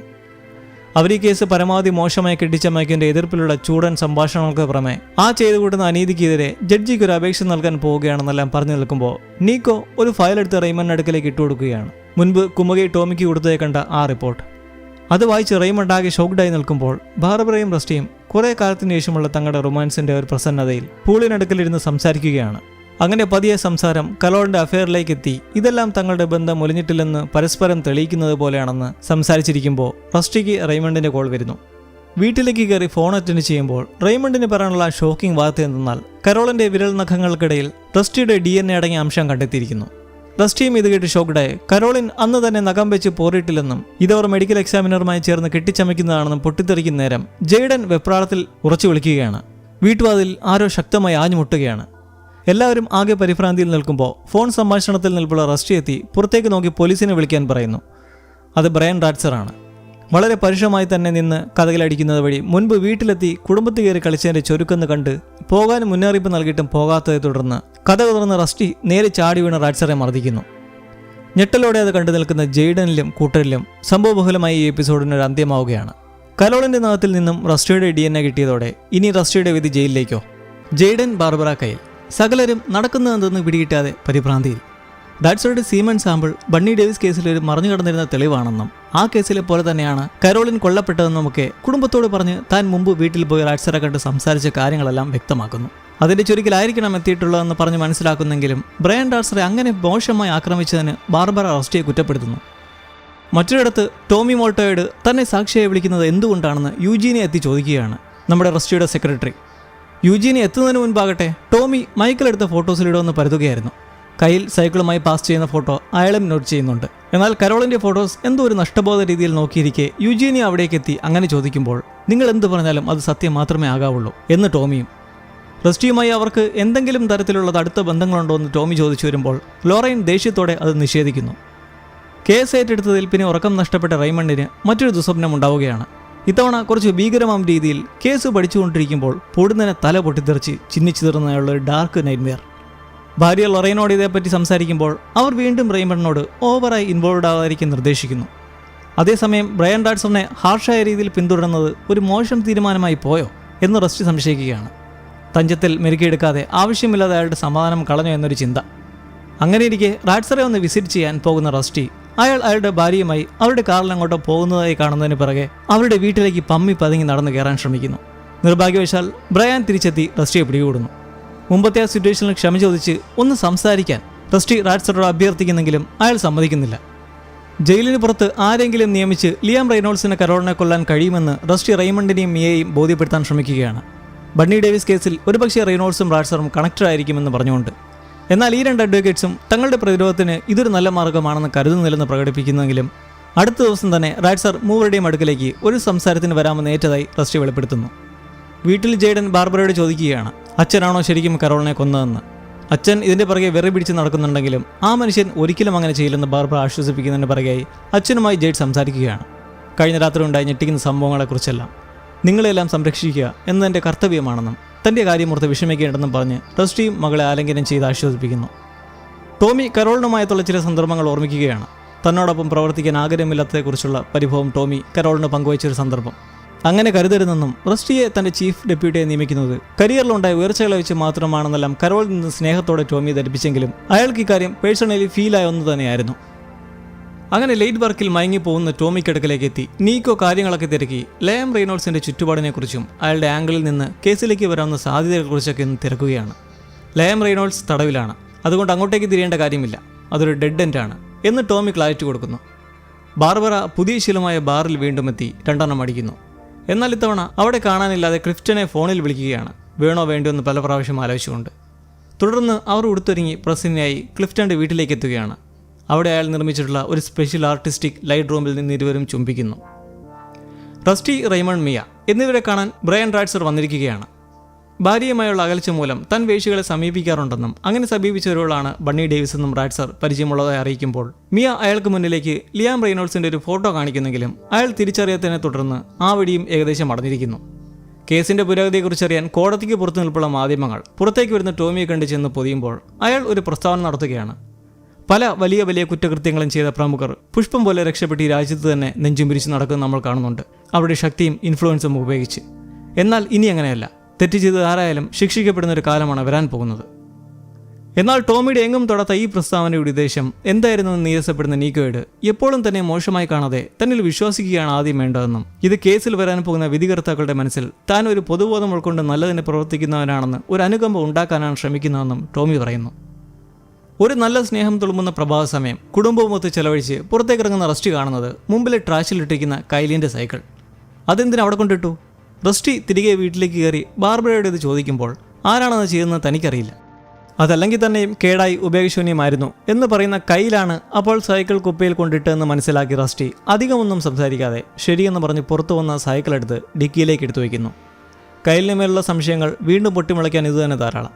എന്നാൽ അത് മാക്സിമം ഇഗ്നോർ ചെയ്തു പോകുമ്പോൾ തുടർന്ന് തെറാപ്പിയിൽ ക്ലിഫ്റ്റനുമായുള്ള ബന്ധത്തെക്കുറിച്ച് ബാർബറ ഡോക്ടറുമായി പങ്കുവയ്ക്കുന്നു. അതൊരു ചുംബനം മാത്രമായിരുന്നു എന്ന് അവർ ഒതുക്കുന്നെങ്കിലും തെറാപ്പിസ്റ്റിന്റെ ചോദ്യങ്ങളിൽ എന്നാൽ അത് റൊമാൻറ്റിക് കിസ് തന്നെയായിരുന്നു എന്ന് അവർ സമ്മതിക്കുന്നു. ഇത്രയേറെ പ്രശ്നങ്ങൾ കുടുംബത്തിൽ നടന്നിട്ടും താൻ ഇനിയും റസ്റ്റിയെ പിരിയാത്തതിൽ തൻ്റെ മകൾ ജെയ്ഡനിൽ തന്നോടുള്ള ഒരു ധൈര്യം അവളിൽ കാണാമെന്നും നിലവിൽ എന്നാൽ ഈ ഒരു ബന്ധം മാത്രമാണ് തനിക്ക് ഏതെങ്കിലും തരത്തിലൊരു ആശ്വാസമെന്നും ബാർബറ പങ്കുവയ്ക്കുമ്പോൾ റസ്റ്റി റെയ്മണ്ടുമായി അവസാനഘട്ട ചർച്ചകളിലാണ്. വിചാരണയ്ക്ക് ഇനി സമയം അധികമില്ല. കയലിന്റെ കാര്യം റെയ്മണ്ടുമായി പങ്കുവയ്ക്കുന്നെങ്കിലും സംശയാസ്പദമായ രീതിയിൽ കയലിനെ പറ്റിയുള്ള റെയ്മണ്ടിന്റെ സംസാരം റസ്റ്റി മുളയിലെ നുള്ളിക്കളയുകയാണ്. നിലവിൽ റാഷ്ട്രയെ പോലെയുള്ളവരെ പ്രതിക്കൂട്ടിലെത്തിക്കാൻ ശ്രമിക്കാതെ സ്വയം നിരപരാധിയും തെളിയിക്കാനാണ് ശ്രമിക്കേണ്ടതെന്ന് റെയ്മണ്ട് വീണ്ടും ഓർമ്മിപ്പിക്കുമ്പോൾ റസ്റ്റിയും ഓർമ്മപ്പെടുത്തുകയാണ്, ഒരു ഓൾട്ടർനേറ്റീവ് ഇല്ലെങ്കിൽ പിന്നെ തൻ്റെ കാര്യം പോക്കാണ്. അങ്ങനെ ആ രാത്രി ജെയ്ഡനും കയ്യിലും കുടുംബവും ഒക്കെ എങ്ങനെയോ കഴിച്ചുകൂട്ടി വിചാരണ ദിവസം എത്തിയിരിക്കുന്നു. പൊതിയാൻ നോക്കുന്ന മാധ്യമങ്ങൾക്കിടയിലൂടെ പോലീസ് വാഹനത്തിൽ കുടുംബത്തോടൊപ്പം കോടതിയിലേക്ക് എത്തിയിരിക്കുകയാണ് റസ്റ്റി. വിചാരണ തുടങ്ങുകയാണ് ടോമിയുടെ വാക്കുകളിൽ നിന്നും. അയാൾ ഒന്നുകൂടി സ്വയം തന്നെയും തൻ്റെ ടീമിനെയും പരിചയപ്പെടുത്തി കേസിലേക്കും തെളിവുകളിലേക്കും വരുന്നതിന് മുന്നേ കരോളിനെക്കുറിച്ച് കുറച്ച് വാക്കുകൾ പങ്കുവയ്ക്കുന്നു. സത്യത്തിനു വേണ്ടി, നീതിക്ക് വേണ്ടി പോരാടിയിരുന്ന തൻ്റെ സഹപ്രവർത്തകയായ കരോളിൻ പോളിയമസിനെക്കുറിച്ച്. ചോരയിൽ കുതിർന്ന കരോളിൻ്റെ ഫോട്ടോ പ്രൊജക്ടറിലിട്ട് ഇത്രയും യാതനയിലൂടെ ജീവിതം ഒടുക്കേണ്ടി വന്നതിന് അവർക്ക് നിലവിൽ നമുക്ക് കൊടുക്കാൻ കഴിയുന്നത് നീതി മാത്രമാണെന്നും അത് എത്രയും പെട്ടെന്ന് തന്നെ അവൾക്ക് കിട്ടണമെന്നെല്ലാമുള്ള ടോമിയുടെ സ്പീച്ചിൻ്റെ പ്രധാന ഉദ്ദേശം മറ്റൊന്നുമല്ല, അവിടെ ഇരിപ്പുള്ള വിധികർത്താക്കൾക്കും ജഡ്ജസിലുമെല്ലാം ഈ കേസിലേക്ക് തൻ്റെ മേലൊരു ചായ്വ് വരുത്തുക എന്നതാണ്. ടോമിയുടെ ഇൻക്രെഡിബിളായ സ്പീച്ചിൽ എല്ലാം കയ്യിൽ നിന്ന് പോയിരിക്കുന്ന റസ്റ്റി സാബിച്ചിൽ പ്രിസ്യൂംഡ് ഇന്നസെന്റിന്റെ 5ാം എപ്പിസോഡും തീരുകയായി. 6ാം എപ്പിസോഡ് ആരംഭിക്കുന്നത് കോടതിയിൽ വെച്ചിട്ടുള്ള മെഡിക്കൽ എക്സാമിനർ കുമുഗയുടെ സാക്ഷി വിസ്താരത്തിൽ നിന്നാണ്. കരോളിനെ നേർത്തതും മൂർച്ചയുള്ളതുമായ ഒരു വസ്തു ഉപയോഗിച്ചാണ് കൊലപ്പെടുത്തിയിട്ടുള്ളതെന്നും വിരൽ നഖത്തിന് കീഴിൽ റസ്റ്റിയുടെ DNA ഉണ്ടെന്നും അയാൾ പരാമർശിക്കുന്നു. ടോമിയുടെ ചോദ്യം ചെയ്യലിൽ മോർച്ചറിയിൽ ബോഡി കാണണമെന്ന് പറഞ്ഞ് അവിടേക്ക് എത്തിയതെക്കുറിച്ചും വന്നപ്പോൾ റസ്റ്റിയെ അസ്വസ്ഥനായി കണ്ടിരുന്നുവെന്നും കുമുഗയെ പറയുന്നു. എന്നാൽ കുമുഗയ്ക്ക് റസ്റ്റി അത്ര ഇഷ്ടമല്ലെന്ന് റെയ്മണ്ട് വേഗത്തിൽ തന്നെ വാദിച്ച് പുറത്തു കൊണ്ടുവരികയാണ്. തന്നോടും നീരസമുള്ളതായും റെയ്മണ്ട് പുറത്തു കൊണ്ടുവരുമ്പോൾ അതെല്ലാം സ്ട്രെസ് നിറഞ്ഞ ജോലിയിൽ ഉണ്ടാവുന്നതാണെന്നെല്ലാം ക്ഷമ കടിച്ചു പിടിച്ച് കുമുഗയെ പറഞ്ഞു നിൽക്കെ വീണ്ടും ടോമിയോടും ഇതേ നീരസമുണ്ടോ എന്ന് ചോദിക്കുന്നതും അയാളുടെ കൺട്രോൾ പോയി ബഹളം വയ്ക്കുന്നു. അങ്ങനെ ആ സെഷൻ കഴിഞ്ഞ് തിരിക്കുമ്പോൾ കുമുഗയെ വയലൻ്റാക്കിയ സാഹചര്യത്തിന് വഴിയൊരുക്കിയെന്ന് പറഞ്ഞ് ടോമിയെ കുറ്റപ്പെടുത്തുകയാണ് നീക്കോ. കാരണം കുമുഗയെ വയലൻ്റാ വേണ്ടി വന്ന ആ ടോപ്പിക് ആവശ്യമില്ലാത്തതായിരുന്നെന്ന് നീക്കോ തൻ്റെ മനസ്സിൽ പ്രകടിപ്പിച്ച ശേഷം കരോളിൻ്റെ നഖങ്ങൾക്ക് കീഴിലുള്ള റസ്റ്റിയുടെ DNA കുറിച്ചുള്ള റിപ്പോർട്ട് എന്തുകൊണ്ടാണ് ആദ്യം സബ്മിറ്റ് ചെയ്ത മെഡിക്കൽ റിപ്പോർട്ടിൽ വരാഞ്ഞതെന്ന് തിരക്കുന്നു. ജോലിഭാരം മൂലമാണ് കുമുഗയ്ക്ക് ഇത് സംഭവിച്ചതെന്ന് ടോമി പറയുന്നു. അതേസമയം ബാർബറ റസ്റ്റിയിൽ വിശ്വസിക്കുന്നുവെന്ന് അറിയിക്കാൻ റസ്റ്റിയും ബാർബറയും അവരുടെ ബോഡി ലാംഗ്വേജ് കുറച്ചുകൂടി ഇംപ്രസീവ് ആക്കാൻ റെയ്മണ്ടും മിയയും ഉപദേശിക്കുന്നു. എന്നാൽ ബാർബറയാകട്ടെ ജൂറിയെ സ്വാധീനിക്കാൻ ഒരു പ്രകടനം നടത്തുന്നതിന് പകരം താൻ ആധികാരികമായി തന്നെ നിൽക്കാനാണ് ആഗ്രഹിക്കുന്നതെന്നും സത്യമായി തന്നെ നിലനിൽക്കാൻ അനുവദിക്കണമെന്നും നിർബന്ധിക്കുന്നു. അടുത്തത് സാക്ഷ്യപ്പെടുത്താനുള്ള ഫോറൻസിക് പത്തോളജിസ്റ്റിന്റെ ഊഴമാണ്. റസ്റ്റിയുടെ DNA കരോളിന്റെ നഖത്തിന് കീഴിലും അവളുടെ ശരീരത്തിൽ അയാളുടെ ഉമിനീരിന്റെ അംശവും കണ്ടെത്തിയതായി അദ്ദേഹം പറയുന്നു. കുറ്റവാളി തെളിവ് നശിപ്പിക്കാൻ വളരെയധികം കഷ്ടപ്പെട്ടുവെന്ന് പരിശോധനയിലൂടെ വ്യക്തമായതായും പറയുന്ന പത്തോളജിസ്റ്റിനോട് അയാൾ മുമ്പ് പ്രവർത്തിച്ച ബണ്ണി ഡേവിസ് ലിയാം റെയ്നോൾഡ്സ് കേസിനെ പറ്റിയുള്ള ചർച്ച കൊണ്ടുവരാൻ റെയ്മണ്ട് ശ്രമിക്കുന്നു. എന്നാൽ ഈ കേസുമായി എന്തെങ്കിലും ബന്ധമുണ്ടെന്ന് വരുത്താനുള്ള തെളിവുകളുടെ അഭാവത്തിൽ ജഡ്ജി റെയ്മണ്ടിനോട് നിർത്താൻ പറയുന്നു. പകരം പത്തോളജിസ്റ്റിനോട് റെയ്മണ്ട് തൻ്റെ കവൾ നൈസായെന്ന് ചൊറിഞ്ഞു കാട്ടിയിട്ട് ഇങ്ങനെ ചെയ്തുകൊണ്ട് തൻ്റെ നഖങ്ങൾക്കിടയിൽ ചർമ്മത്തിൻ്റെ അംശം ഉണ്ടാവാൻ സാധ്യതയുണ്ടോ എന്ന് ചോദിക്കുമ്പോൾ സാധ്യമാണെന്നുള്ള റീപ്ലൈയിലൂടെ റസ്റ്റിയുടെ ചർമ്മവും ഉമിനീരും അവരുടെ ശാരീരിക അടുപ്പം മൂലമാണ് കണ്ടെത്തിയെന്നും അതിൽ കൂടുതലൊന്നും പറയാനില്ലെന്നും റെയ്മണ്ട് ആ പോയിന്റിൽ നിർത്തുന്നു. വീട്ടിൽ തിരിച്ചെത്തിയ ബാർബറ തൻ്റെ പഴയ പെയിന്റിങ്സിലൂടെ ഒന്ന് കടന്നു പോകുന്നു. വീണ്ടും കോടതിയിൽ സെക്രട്ടറി യുജീനിയ അവരുടെ സാക്ഷ്യം നൽകുന്നു. റസ്റ്റിയും കരോളിനും തമ്മിൽ ഒരിക്കൽ ഓഫീസിൽ വെച്ചുള്ള ചുംബനത്തിലൂടെയും മറ്റൊരു തവണ കാർ പാർക്കിംഗ് ഏരിയയിൽ വെച്ചുള്ള തർക്കത്തിലൂടെയും അവരുടെ ബന്ധങ്ങൾ വിറ്റ്നസ് ചെയ്തതായി മനസ്സ് തുറക്കുന്നു. റസ്റ്റി കരോളിനെ മോഹിച്ച് അയാളുടെ കരിയർ സ്വയം നശിപ്പിക്കുന്നതായി അവൾ കരുതി. യുജീനിയെ ചോദ്യം ചെയ്യാനുള്ള മിയയുടെ അവസരമാകുമ്പോൾ റസ്റ്റിയെക്കുറിച്ച് കരോളിന് ഒരിക്കലും HR മാനേജറിനോട് പരാതിപ്പെട്ടിട്ടില്ലെങ്കിലും ടോമി മോൾട്ടോയെക്കുറിച്ച് അവർ പരാതി നൽകിയിട്ടുണ്ടെന്നുള്ള കാര്യങ്ങൾ വെളിപ്പെടുന്നു. ടോമി തനിക്കൊരു ചൊറിച്ചിലാണെന്ന് HRനോട് പരാതിപ്പെട്ടതായി തനിക്കറിയാമെന്ന് പറയുന്ന യുജീനിയോട് ടോമിക്ക് ചോദ്യം ചെയ്യാനുള്ള അവസരം വരികയാണ്. കരോളിൻ ടോമിയുമായി കേസുകൾ ചെയ്യാൻ ആഗ്രഹിച്ചിട്ടില്ല എന്ന് പ്രകടിപ്പിച്ചതിലുപരി അസാധാരണമായി ടോമി പെരുമാറിയിട്ടുണ്ടെന്നുള്ള വിവരങ്ങളൊന്നും അവൾക്കില്ല എന്ന കൺക്ലൂഷനിൽ ആ സെഷനും തീരുന്നു. പിന്നീട് റെയ്മണ്ട് ഭാര്യയുമായി കേസിനെപ്പറ്റി ചർച്ച ചെയ്യുമ്പോൾ റസ്റ്റിയുടെ വീട്ടിൽ മകൾ ജെയ്ഡൻ റസ്റ്റിയെ സമീപിക്കുകയും അവരുടെ സൈക്കോളജി ക്ലാസ്സിൽ നിന്ന് മനസ്സിലാക്കിയ ഒരു കാര്യം സ്വയം സംരക്ഷിക്കാൻ ആളുകൾ അവരുടെ ചില ഓർമ്മകളെ എന്നേക്കുമായി മറന്നുകളയാൻ കഴിയുമെന്നാണ്. ജെയ്ഡൻ പറഞ്ഞു വരുന്നത് റസ്റ്റി ഒരുപക്ഷെ എന്തെങ്കിലും അരുതാത്തത് ചെയ്തിട്ടുണ്ടെങ്കിൽ അത് മനഃപൂർവ്വം മറന്നു കളഞ്ഞതായിരിക്കുമെന്ന രീതിയിലാണ്, തൻ്റെ അച്ഛനെ സംശയം നിലനിർത്തിക്കൊണ്ട്. തൻ്റെ ഓർമ്മയ്ക്കൊരു കുഴപ്പവുമില്ലെന്ന് റസ്റ്റി അവൾക്ക് ഉറപ്പ് നൽകുന്നു. അങ്ങനെ രാത്രി കിടക്കാൻ തയ്യാറെടുക്കുമ്പോൾ ക്ലിഫ്റ്റണുമായുള്ള തൻ്റെ ഒരു പുതിയ അറ്റാച്ച്മെൻറ്റിനെക്കുറിച്ചും ചുംബനത്തെക്കുറിച്ചും ബാർബർ റസ്റ്റിയോട് കുറ്റസമ്മതം നടത്തുന്നു. കരോളിനുമായുള്ള എല്ലാ കാര്യങ്ങളെക്കുറിച്ചും ചോദിച്ച് ബാർബർ തന്നോട് ദേഷ്യമുണ്ടായിരുന്നിട്ട് ഇപ്പോൾ അവളും ഇങ്ങനൊരു പ്രവൃത്തി ചെയ്തപ്പോൾ അതും ഒരുപോലല്ലേ എന്ന് പറഞ്ഞുകൊണ്ട് ഇരുവരും തമ്മിൽ വലിയൊരു തർക്കമുണ്ടാവുകയും റസ്റ്റി ദേഷ്യത്തോടെ ബാർബറുടെ കയ്യിൽ ബലാത്കാരമായി പിടിക്കുകയും ചെയ്യുന്നു. അപ്പോഴത്തെ ദേഷ്യത്തിൽ അറിയാതെ വന്നെന്ന രീതിയിൽ കൈവിടുമ്പോൾ ബാർബറ ഒന്നും മിണ്ടാതെ പുറത്തേക്ക് ഇറങ്ങിപ്പോകുന്നു. രാവിലെ ബാർബർ ആ ദിവസം കോടതിയിൽ റസ്റ്റിക്കൊപ്പം ഉണ്ടാകില്ലെന്ന് പറഞ്ഞിട്ട് ലൊറൈനെ കാണാൻ പോകുന്നു. ജെയ്ഡൻ വന്ന് റസ്റ്റിയെ കെട്ടിപ്പിടിക്കുകയും കഴിഞ്ഞ രാത്രി തന്നെ അസ്വസ്ഥനാക്കിയതിന് ക്ഷമ ചോദിക്കുകയും ചെയ്യുന്നു. ലൊറൈൻ്റെ വീട്ടിൽ താൻ ബാർട്ടൻഡർ വിഷയം റസ്റ്റിയോട് പറഞ്ഞതിനെക്കുറിച്ചും കോടതിയിൽ നിന്ന് റസ്റ്റിയും കരോളിനും പരസ്പരം നടത്തിയ ആശയവിനിമയങ്ങളും ഫോട്ടോസും വീഡിയോസും ഒക്കെയാണ് കോടതി പരിശോധിക്കുന്നതെന്നും തനിക്കതിലൂടെ കടന്നു പോകാൻ കഴിയില്ലെന്നും ബാർബർ പറയുന്നു. കോടതിയിൽ കരോളിൻ്റെ മകനെ അടുത്ത ദിവസം സാക്ഷ്യപ്പെടുത്താൻ അനുവദിക്കുമെന്നും അവർ ജാഗ്രതയോടെ മുന്നോട്ട് പോകണമെന്നും ജഡ്ജി അഭിഭാഷകരോടും റസ്റ്റിയെ അറിയിക്കുന്നു. എന്നിട്ട് റസ്റ്റിയോട് കുറ്റസമ്മതം ഏറ്റു പറയുന്നതെന്ന് ചോദിക്കുകയാണ്. റസ്റ്റിയാകട്ടെ തീർച്ചയായും നിഷേധിക്കുന്നു.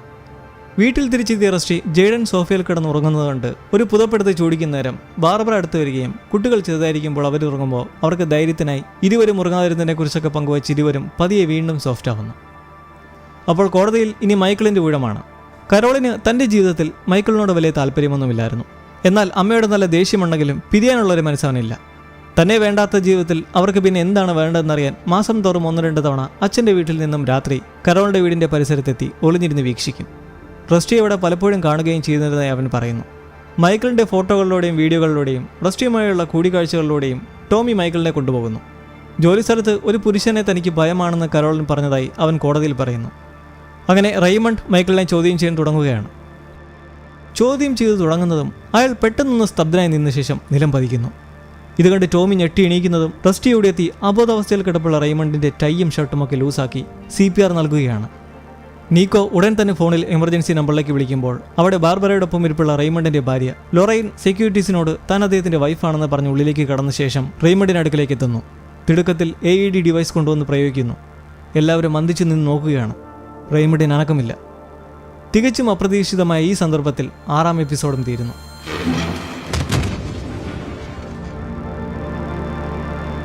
ചെറിയൊരു അനക്കത്തിലും അവിഷയതയിലും റെയ്മണ്ട് ഹോർഗനെ ആശുപത്രിയിൽ എത്തിക്കുന്നതിൽ നിന്നാണ് പ്രിസ്യൂംഡ് ഇന്നസെന്റ് എപ്പിസോഡ് 7 ആരംഭിക്കുന്നത്. റസ്റ്റി ലൊറൈനൊപ്പവും കൂടാതെ ടോമി നീക്കോയും ആശുപത്രിയിൽ ICUവിന് മുന്നിൽ തന്നെ കാത്തിരിപ്പാണ്. റെയ്മണ്ടിനെ തിരികെ കിട്ടുമെന്നുള്ള സംശയമാണ് സകലരിലും. ബാർബറ കുട്ടികളോടൊപ്പം വീട്ടിൽ കാര്യങ്ങൾ എന്തായെന്നറിയാൻ കാത്തിരിക്കുന്നു, റസ്റ്റിയെ വിളിച്ചുകൊണ്ടും TV-യിൽ ന്യൂസ് കണ്ടുകൊണ്ടും. ഒടുവിൽ ഡോക്ടർ പുറത്തു വന്ന് ഇത് ഹൃദയാഘാതമല്ല, മറിച്ച് ഒരു ന്യൂറോളജിക്കൽ പ്രശ്നമാണെന്ന് പറയുന്നു. റെയ്മണ്ട് ഇപ്പോൾ പേസ് മേക്കറിന്റെ സഹായത്താൽ കിടക്കുകയാണ്. പക്ഷേ ടെൻഷൻ അടിക്കേണ്ട സാഹചര്യമില്ല. ആളെ അധികം വൈകാതെ തന്നെ ക്രിട്ടിക്കൽ സ്പേസിൽ നിന്ന് മാറ്റുമെന്ന് ഡോക്ടർ അപ്ഡേറ്റ് ചെയ്യുന്നത് കേട്ടപാടെ ലോറൈൻ എന്ത് പറയണമെന്നറിയാതെ ആശ്വസിക്കുമ്പോൾ സന്തോഷത്തിൽ റസ്റ്റിയും. എന്നാൽ അടുത്ത പ്രശ്നം എന്തെന്നാൽ റെയ്മണ്ടിന് ആരോഗ്യസ്ഥിതി മെച്ചപ്പെടാൻ സമയമെടുക്കുമെന്നുള്ളതുകൊണ്ട് റസ്റ്റിക്ക് വാദിക്കാനുള്ള വക്കീലിന്റെ അഭാവവും. റസ്റ്റി കോടതിയിൽ ജൂറിമാരുടെ മുമ്പിൽ വെച്ച് കാണിച്ച ഒരു ധീരത റെയ്മണ്ടിന് ജീവൻ തിരിച്ചു കിട്ടുകയും ചെയ്തിരിക്കുന്നു. ഈ ഒരൊറ്റ സന്ദർഭം കൊണ്ട് റസ്റ്റിയിൽ വിധികർത്താക്കൾക്കൊരു സോഫ്റ്റ് കോർണർ ഉണ്ടായേക്കാൻ സാധ്യതയുണ്ടെന്നും നിലവിലെ സാഹചര്യം വെച്ച് ഒരു മിസ്ട്രയലിന് നീങ്ങാമെന്ന് നീക്കോ. മിസ്ട്രയൽ എന്നാൽ വിചാരണ തെറ്റായ വഴിക്കാണ് പോയെന്ന് ചൂണ്ടിക്കാട്ടി ക്ലോസ് ചെയ്യുന്ന പരിപാടി. അപ്പോൾ പിന്നെ വിചാരണ വീണ്ടും ഒന്നേന്ന് പുനരാരംഭിക്കുകയും ചെയ്യും. പക്ഷേ ടോമിക്ക് അതിനോട് യോജിപ്പില്ല. നിലവിൽ തങ്ങൾ കേസ് ജയിച്ചു വരുന്ന സ്ഥിതിയാണുള്ളത് താനും. അങ്ങനെ നിർണായകമായ ചർച്ചകൾ ഇങ്ങനെ തുടരുമ്പോൾ എന്നാൽ മാധ്യമങ്ങൾ പടച്ചുവരുന്ന കാര്യങ്ങളാകട്ടെ ഈ ഒരു സിറ്റുവേഷനിൽ റസ്റ്റി തന്നെ സ്വയം റെപ്രസെൻറ്റ് ചെയ്തേക്കുമെന്ന വാർത്തകൾ. ഒരു ക്രൂഷ്യൽ തീരുമാനം അതേതായാലും റസ്റ്റി ഉടനെ എടുക്കേണ്ടതുണ്ട്. ആ അർത്ഥം വെച്ച് ബാർബറയുടെ ഒരു നോട്ടവും. അടുത്ത ദിനം തന്നെ കോഡ് ലീഗൽ ടീം ജഡ്ജസുമായി ഒരു കൂടിക്കാഴ്ച നടത്തുകയാണ് കേസിന്റെ ഇനിയുള്ള ഗതിയെക്കുറിച്ച്. മിസ്റ്റേലിന് തയ്യാറെന്നും അങ്ങനെ നീങ്ങാമെന്ന് നീക്കോ വലിയ യോജിപ്പില്ലാത്ത ടോമിയോടൊപ്പം ഇരുന്ന് ജഡ്ജിയുടെ അഭിപ്രായം അറിയിക്കുമ്പോൾ റസ്റ്റി താൻ സ്വയം പ്രതിനിധീകരിക്കാൻ പോകുന്നു എന്നുള്ള ധീരമായ പ്രഖ്യാപനം നടത്തുന്നു. തൻ്റെ രണ്ടാമനായി മിയയും പ്രവർത്തിക്കും. എന്നാൽ ജഡ്ജിക്ക് അതൊരു നല്ല തീരുമാനമായി തോന്നുന്നില്ല. കാരണം റസ്റ്റി സ്വയം തൻ്റെ കേസ് വാദിക്കാൻ മുതിർന്നാൽ അയാളുടേതായ വെർഷനിൽ കഥ കൊണ്ടെത്തിക്കാൻ ശ്രമിക്കുമെന്നും അതുകൊണ്ട് തന്നെ കേസിലെ സാക്ഷിയെ രേഖപ്പെടുത്തേണ്ടി വരുമെന്നും ക്രോസ് വിസ്താരം നടത്തേണ്ടി വരുമെന്നും ജഡ്ജിയും വാദിഭാഗവും. ജഡ്ജി ഒന്നുകൂടി ആലോചിക്കാൻ പറയുന്നു. എന്നാൽ റസ്റ്റി ആകട്ടെ ഉറച്ചു തന്നെ. റസ്റ്റിയുടെ തീരുമാനം അറിയുന്ന കുടുംബത്തിലാകട്ടെ ഇതൊട്ടും നല്ല തീരുമാനമല്ലെന്ന് അതിശയിച്ചുകൊണ്ട് ജെയ്ഡൻ. വെറുതെ അണ്ടർ എസ്റ്റിമേറ്റ് ചെയ്യേണ്ട, കോടതിയിലാൾ പുലിയാണെന്ന് ബാർബറയും. അങ്ങനെ കോടതി സെഷനുകൾ വീണ്ടും ആരംഭിക്കുകയായി. മുൻപ് നിന്നുപോയ അതേ സാഹചര്യത്തിൽ നിന്ന് തന്നെ വീണ്ടും തുടങ്ങുകയാണ്. ആശുപത്രിയിൽ ഇരുന്ന് വിചാരണ ലൈവായി കാണുന്ന റെയ്മണ്ടും മൈക്കൽ ബോൾഹംസിനെ സ്റ്റാൻഡിലേക്ക് വിളിക്കുന്നു. എന്നാൽ ചോദ്യം ചെയ്യാനെത്തുന്ന റസ്റ്റിയിലുള്ള വിദ്വേഷം പിടിച്ചു നിർത്താൻ അവന് കഴിയുന്നില്ല താനും. കരോളിൻ തൻ്റെ ബന്ധത്തിൽ നിന്നും മുറിച്ചു മാറ്റിയതിൻ്റെ ദേഷ്യത്തിൽ മൈക്കിൾ അവർക്കയച്ച മെസ്സേജുകൾ രംഗത്തേക്ക് എത്തുകയാണ്. അതിൽ അമ്മ തൻ്റെ ജീവിതം നശിപ്പിച്ചു എന്ന് പറഞ്ഞുള്ള തെറിവാർച്ചിലും പിന്നീട് ക്ഷമചോദിപ്പും തുടർന്ന് നിങ്ങൾ മരിക്കുന്നത് കാണാനാണ് ആഗ്രഹം എന്നൊക്കെയുള്ള മെസ്സേജുകൾ കാണിച്ച് അതിൻ്റെ പ്രതികരണങ്ങൾ മൈക്കിളിനോട് തേടുകയാണ്. സംഭവം നടന്ന രാത്രി റസ്റ്റി കരോളുടെ വീട്ടിലേക്ക് പോകുന്നത് കണ്ട് മൈക്കിൾ അധികം വൈകാതെ തന്നെ അവിടം വിട്ട് തിരികെ വീട്ടിലേക്ക് പോയിരുന്നു. എന്നാൽ റസ്റ്റി ആകട്ടെ ഈ പോയിന്റ് വെച്ച് മൈക്കിൾ ഇക്കാര്യം പിതാവിനെ അറിയിച്ചിരുന്നോ എന്നതിന് അവൻ ഓർക്കുന്നില്ലെന്ന് മറുപടി. തുടർന്ന് അവൻ അച്ഛനോട് പറഞ്ഞെന്ന് തന്നെ ഇരിക്കട്ടെ എന്നും പറഞ്ഞ് വാദിച്ചു തുടങ്ങി. ഒടുക്കം വികാരധീനനാവുന്ന റസ്റ്റി അച്ഛനും മകനും ഒരുമിച്ച് കരോളിനെ കൊന്നതാണെന്ന് ചോദിച്ച് ആരോപിക്കുകയാണ്, തക്കതായ തെളിവുകളില്ലാതെ. അങ്ങനെ റസ്റ്റിയുടെ ആദ്യ സെഷൻ വലിയ സുഖകരമല്ലാത്ത രീതിയിൽ തീരുമ്പോൾ നീക്കോ റസ്റ്റിയുടെ കൊളീഗായ റീഗോയെ സാക്ഷി വിസ്താരം നടത്താനായി വിളിക്കാനുള്ള തയ്യാറെടുപ്പിലാണ്. വേണോ വേണ്ടയോ എന്നുള്ളത് റീഗോയുടെ സ്വന്തം തീരുമാനമാണെന്നുള്ള രീതിയിൽ റസ്റ്റി മുൻപ് സാക്ഷി വിസ്താരം നടത്തിയ യുജീനിയോട് വാദിഭാഗത്തിൻ്റെ ചുവടുവെപ്പുകളെപ്പറ്റി അന്വേഷിക്കുകയാണ്. എന്നാൽ അവർക്ക് അതേക്കുറിച്ച് യാതൊരു ഇൻഫർമേഷനുമില്ല. യുജീനിയ ഇതിൽപ്പെട്ടതേ അവരുടെ ഇഷ്ടത്തോടെ അല്ലായിരുന്നു എന്ന് റസ്റ്റിയെ ധരിപ്പിച്ച് അവർ നേരെ കരോളിൻ്റെ കാര്യത്തിലേക്ക് കടക്കുന്നു. വയറ്റിൽ വളർന്ന റസ്റ്റിയുടെ കുഞ്ഞിനെ വളർത്തണമെന്നായിരുന്നു കരോളിൻ എപ്പോഴും ആഗ്രഹിച്ചതെന്നും അതേക്കുറിച്ച് ആ രാത്രി കുറെ സംസാരിച്ചില്ലേ എന്നുമൊക്കെ യുജീനെ ചോദിക്കുന്നത് കേട്ട് റസ്റ്റി ആകെ അപ്സെറ്റായി അവരെ കാറിൽ നിന്ന് ഇറക്കി വിടുന്നു. റസ്റ്റി ഇത് കേട്ട് അവരെ ഇറക്കി വിടുന്നത് യഥാർത്ഥത്തിൽ വിഷമം കൊണ്ടാണോ അതോ ഇനി അതിനെപ്പറ്റി എന്തെങ്കിലും പ്രശ്നം ഇരുവരിലും ഉണ്ടായിട്ടുണ്ടോ? നമുക്ക് നോക്കാം. റീഗോ അങ്ങനെ കോടതിയിലേക്ക് എത്തിയിരിക്കുകയാണ് വിറ്റ്നസ്സായി. ഇത്തവണ ടോമിയുടെ സ്ഥാനത്ത് നീക്കോയും. ജയിലിൽ പലതവണ ലിയാം റെയ്നോൾഡ്സിനെ കാണാൻ പോയ കാര്യങ്ങൾ ചോദ്യം ചെയ്തിട്ടൊടുവിൽ ഒരു ബോംബായി അന്ന് റസ്റ്റിയുടെ റെയ്നോൾഡ്സുമായുള്ള സംഭാഷണത്തിൻ്റെ റെക്കോർഡിംഗ് അദ്ദേഹം പ്ലേ ചെയ്യുന്നു. അതിൽ പറയുന്നത് എന്ത് നമ്മൾ നേരത്തെ കണ്ടിരുന്നു. രണ്ടാമത്തെ DNA ആരുടേതെന്നറിയാൻ അന്ന് റസ്റ്റി അയാളെ സമീപിച്ച ശേഷം കണ്ടെത്താൻ സഹായിച്ചാൽ ജീവപര്യന്തത്തിൽ ഇളവ് ചെയ്യാമെന്നും കരോളിൻ കേസിൽ ഉൾപ്പെട്ടിട്ടുണ്ടെങ്കിലും അത് 100 തരാമെന്നൊക്കെ വാഗ്ദാനം ചെയ്ത ആ റെക്കോർഡിംഗ് തന്നെ നീക്കോയ്ക്ക് ധാരാളം. കൊലയുടെ ഉത്തരവാദിത്വം മറ്റൊരാളുടെ തലയിൽ വെച്ച് കെട്ടാനാണ് ഒരു ക്രിമിനലിനെ ഇൻഫ്ലുവൻസ് ചെയ്യാൻ ശ്രമിച്ചതെന്ന വാദം കോടതിയിൽ ഉന്നയിക്കാൻ. ഹോസ്പിറ്റലിൽ തൻ്റെ ഭാര്യയോടൊപ്പം ട്രയൽസ് കാണുന്ന റെയ്മണ്ടിനും ഇതൊരു ഷോക്കാണ്. കേസിൻ്റെ തെളിവുകൾ തനിക്ക് മാത്രം കൈമാറാൻ റസ്റ്റി റീഗോയോട് ആവശ്യപ്പെട്ടതായി നീക്കോയുടെ ചോദ്യം ചെയ്യലിൽ പുറത്തു വന്നപ്പോൾ എന്നാൽ ഒരു പ്രോസിക്യൂട്ടറെയും അയാളോടൊപ്പമുള്ള കൊളീഗ്സിനെയും സംബന്ധിച്ചിടത്തോളം ഇങ്ങനെ ആവശ്യപ്പെടുന്നതും ചെയ്യുന്നതുമൊന്നും അസാധാരണമല്ലെന്ന് റസ്റ്റി തെളിയിക്കുന്നു. ആ ദിവസം അങ്ങനെ കടന്നു പോകുമ്പോൾ വീട്ടിൽ റസ്റ്റി തൻ്റെ മൈൻഡ് ഫോക്കസ് ആകാൻ വേണ്ടി ചില സ്റ്റിമുലേഷൻ ഗുളികകൾ കഴിക്കുന്നുണ്ടെന്ന് ശ്രദ്ധയിൽപ്പെട്ട് ഇക്കാര്യം തന്നോട് പറയാത്തതിനോടുള്ള പരിഭവം അറിയിക്കുമ്പോൾ ടോമി ഓഫീസിൽ കേസ് വിജയങ്ങളിൽ അഡ്വക്കേറ്റുകൾ ഭിത്തിയിൽ പതിപ്പിച്ചിട്ടുള്ള ഒരു കൂട്ടം അനുസ്മരണങ്ങളിൽ നിന്നും കരോളിൻ്റെ ഒരു വിജയ കേസിൻ്റെ പേപ്പർ എടുത്ത് കയ്യിൽ സൂക്ഷിക്കുന്നു. കരോളിനിൽ ശേഷിക്കുന്ന തൻ്റെ അഫക്ഷൻ്റെ തീരാമോഹം ടോമിയിൽ കാണാം. ജഡ്ജിയുമായിട്ടുള്ള മറ്റൊരു കൂടിക്കാഴ്ചയിൽ ഇത്തവണ റസ്റ്റി വീണ്ടും തൻ്റെ കുഴിവെട്ടിയ ഒരു സിറ്റുവേഷനെ പറ്റി ചർച്ച വരികയാണ്. റീഗോയുടെ സാക്ഷി വിസ്താരത്തിൽ നിന്നും കരോളിൻ്റെ കൊലപാതകത്തെക്കുറിച്ചുള്ള ലീഡായി ഇത്തവണ റെയ്നോൾഡ്സുമായുള്ള സംഭാഷണം പൊന്തി വന്നപ്പോൾ കേസിലൊരു വിറ്റ്നസ് ആയിരിക്കുകയാണ് റസ്റ്റി. ടോമി ഇത് സംബന്ധിച്ച് റസ്റ്റി വിറ്റ്നസ് ചെയറിൽ ഇരിക്കേണ്ടി വരുമെന്ന് അറിയിക്കുമ്പോൾ ജഡ്ജിയും അത് ശരിവയ്ക്കുന്നു. ഇത് താൻ മുൻപേ വാണിംഗ് തന്നതല്ലേ എന്ന് പറഞ്ഞുകൊണ്ട്. എന്നാൽ ഇപ്പോഴും ഒരു മിസ്ട്രയൽ ഡിക്ലെയർ ചെയ്യാനുള്ള ചോയ്സ് ഉണ്ടെന്ന് ജഡ്ജി റസ്റ്റിയെ അറിയിക്കുന്നതിന് പിറകെ മിയയും നിലവിലെ സാഹചര്യത്തിൽ ഈ ചോയ്സ് എടുക്കാൻ നിർദ്ദേശിക്കുന്നു. കാരണം സാക്ഷി വിസ്താരത്തിന് റസ്റ്റി എത്തപ്പെട്ടാൽ സാഹചര്യ തെളിവുകളെ ഈ കേസിനുള്ളൂ എങ്കിൽ പോലും ചില പ്രസ്താവനകൾക്ക് വ്യക്തത വരുത്താൻ കഴിയാതിരുന്നാൽ കേസിന്റെ വിധി അധികം വൈകാതെ തന്നെ വന്ന് റസ്റ്റി അഴിക്കുള്ളിലാകും. അത് വ്യക്തമായി അറിയാവുന്ന മിയ മിസ്ട്രയലിനെ പ്രേരിപ്പിക്കുന്നു. എന്നാൽ റസ്റ്റിയുടെ തീരുമാനം സാക്ഷി വിസ്താരം നടത്തുക തന്നെ. തിരിച്ചിറങ്ങുമ്പോൾ തന്റെ ഉപദേശം അവഗണിച്ചതിന് റസ്റ്റിയോട് ദേഷ്യപ്പെടുന്ന മിയ സ്വയം എടുത്തുള്ള ഈ തീരുമാനം എതിർഭാഗത്തിന് വിജയിക്കാനുള്ള വഴി തുറന്നിടുകയാണ് ചെയ്തതെന്നും ഈ കേസ് പൂർത്തിയാക്കിയതായും പറഞ്ഞ് അവിടെ നിന്നും പിണങ്ങിപ്പോകുന്നു. വീട്ടിൽ റസ്റ്റിയുടെ കുട്ടികൾ അയാൾ റിറ്റാലിൻ എന്ന ഉത്തേജക ഗുളികയാണ് കഴിക്കുന്നതെന്ന് കണ്ടെത്തുകയും ഇരുവരും അതിനെ എതിർക്കുകയും ചെയ്യുന്നു. റസ്റ്റി വീട്ടിൽ വന്ന് നാളെ സാക്ഷി വിസ്താരത്തിൽ പറയാൻ പോകുന്ന കാര്യങ്ങൾ സ്വയം പറഞ്ഞുകൊണ്ട് പരിശീലിക്കുന്നു. അങ്ങനെ അടുത്തൊരു പ്രഭാതം എത്തുമ്പോൾ മിയ തന്റെ ചൂടൊക്കെ കുറച്ചയഞ്ഞ് കോർട്ടിലിരിക്കുന്ന റസ്റ്റിയെ വിളിച്ച് ടോമിയുടെ ചോദ്യങ്ങൾ കേട്ട് ഒരു തരത്തിൽ പോലും പ്രകോപിതനാകാൻ ഇടവരരുതെന്ന് മുന്നറിയിപ്പ് നൽകി. താൻ കോടതിയിലെത്താമെന്ന് അങ്ങനെ പറഞ്ഞു നിൽക്കെ ഒരാൾ അങ്ങോട്ടേക്ക് ചിരിച്ചുകൊണ്ട് കൂളായി എത്തുകയാണ്. നമ്മുടെ റെയ്മണ്ട്. ഡോക്ടേഴ്സ് ആളെ ക്ലിയർ ആക്കിയതോടെ വീണ്ടും എത്തിയിരിക്കുകയാണ് തന്റെ സുഹൃത്തിനു വേണ്ടി വീണ്ടും ഒരു കൈ നോക്കാൻ. അങ്ങനെ ടോമി റസ്റ്റിയെ ചോദ്യം ചെയ്യാൻ തുടങ്ങുന്നു. റസ്റ്റി കരോളിനയച്ച് നിരാശയും ദേഷ്യവും നിറഞ്ഞ സന്ദേശങ്ങൾ കാണിച്ച് ടോമി ഇതിലൊരു അക്രമ സ്വഭാവമില്ലെന്ന് സംശയിക്കാൻ ഇടവരുത്തുമ്പോൾ താൻ പൊതുവെ ശാന്തനായ ഒരു മനുഷ്യനാണെന്ന് റസ്റ്റി പറയുന്നതിനെ തുടർന്ന് ടോമി തന്റെ പെട്ടിയിൽ സൂക്ഷിച്ചിട്ടുള്ള ഒരു തുറുപ്പിച്ചിട്ടെടുക്കുകയാണ്. ബ്രയൻ റാറ്റ്സർ. അന്ന് അയാളെ മർദ്ദിച്ച വിഷ്വൽസ് തൊട്ടടുത്ത വീട്ടിൽ നിന്നും കൈക്കലാക്കി കോടതിയിലിട്ട് കാണിക്കുന്നതിന് പിറകെ മുൻപ് കുമുകയെ കോളർ പിടിച്ച സംഭവം എടുത്തിട്ട് ശാന്തനെന്ന് സ്വയം പ്രഖ്യാപിത ആളുടെ അക്രമങ്ങൾ പബ്ലിക്കാക്കുകയാണ്. എന്നാൽ ഇതിനോട് റസ്റ്റിയുടെ പ്രതികരണം ഇങ്ങനെ: താനൊരു സാധാരണ മനുഷ്യനാണ്, അതിലുപരി ഒരു സഹപ്രവർത്തകയും സ്നേഹിതയുമായിരുന്ന ഒരാളുടെ അവിചാരിത വിയോഗത്തിൽ വേദനിക്കുകയും അതിന് കാരണക്കാരെന്ന നിലയിൽ നിർത്തിയിട്ടുള്ളതിൻ്റെ അലട്ടലും.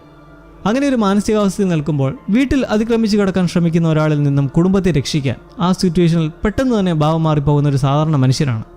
തെളിവുകളിൽ ഒരു തരി പൂർണ്ണതയില്ലെങ്കിൽ പോലും അയാളെ ശിക്ഷിക്കരുതെന്ന കരുതി പ്രവർത്തിക്കുന്ന ഒരു പ്രോസിക്യൂട്ടറാണ്. അതുകൊണ്ട് തന്നെ കുമുകയുടെ കാര്യത്തിൽ തെളിവുകൾ ഒളിപ്പിക്കപ്പെട്ടപ്പോൾ അത് ഇംപ്രോപ്പറായി ആണെങ്കിൽ പോലും വോൾട്ടൈലായ താൻ ഇതിന്റെ ദേഷ്യം പ്രകടിപ്പിച്ചു.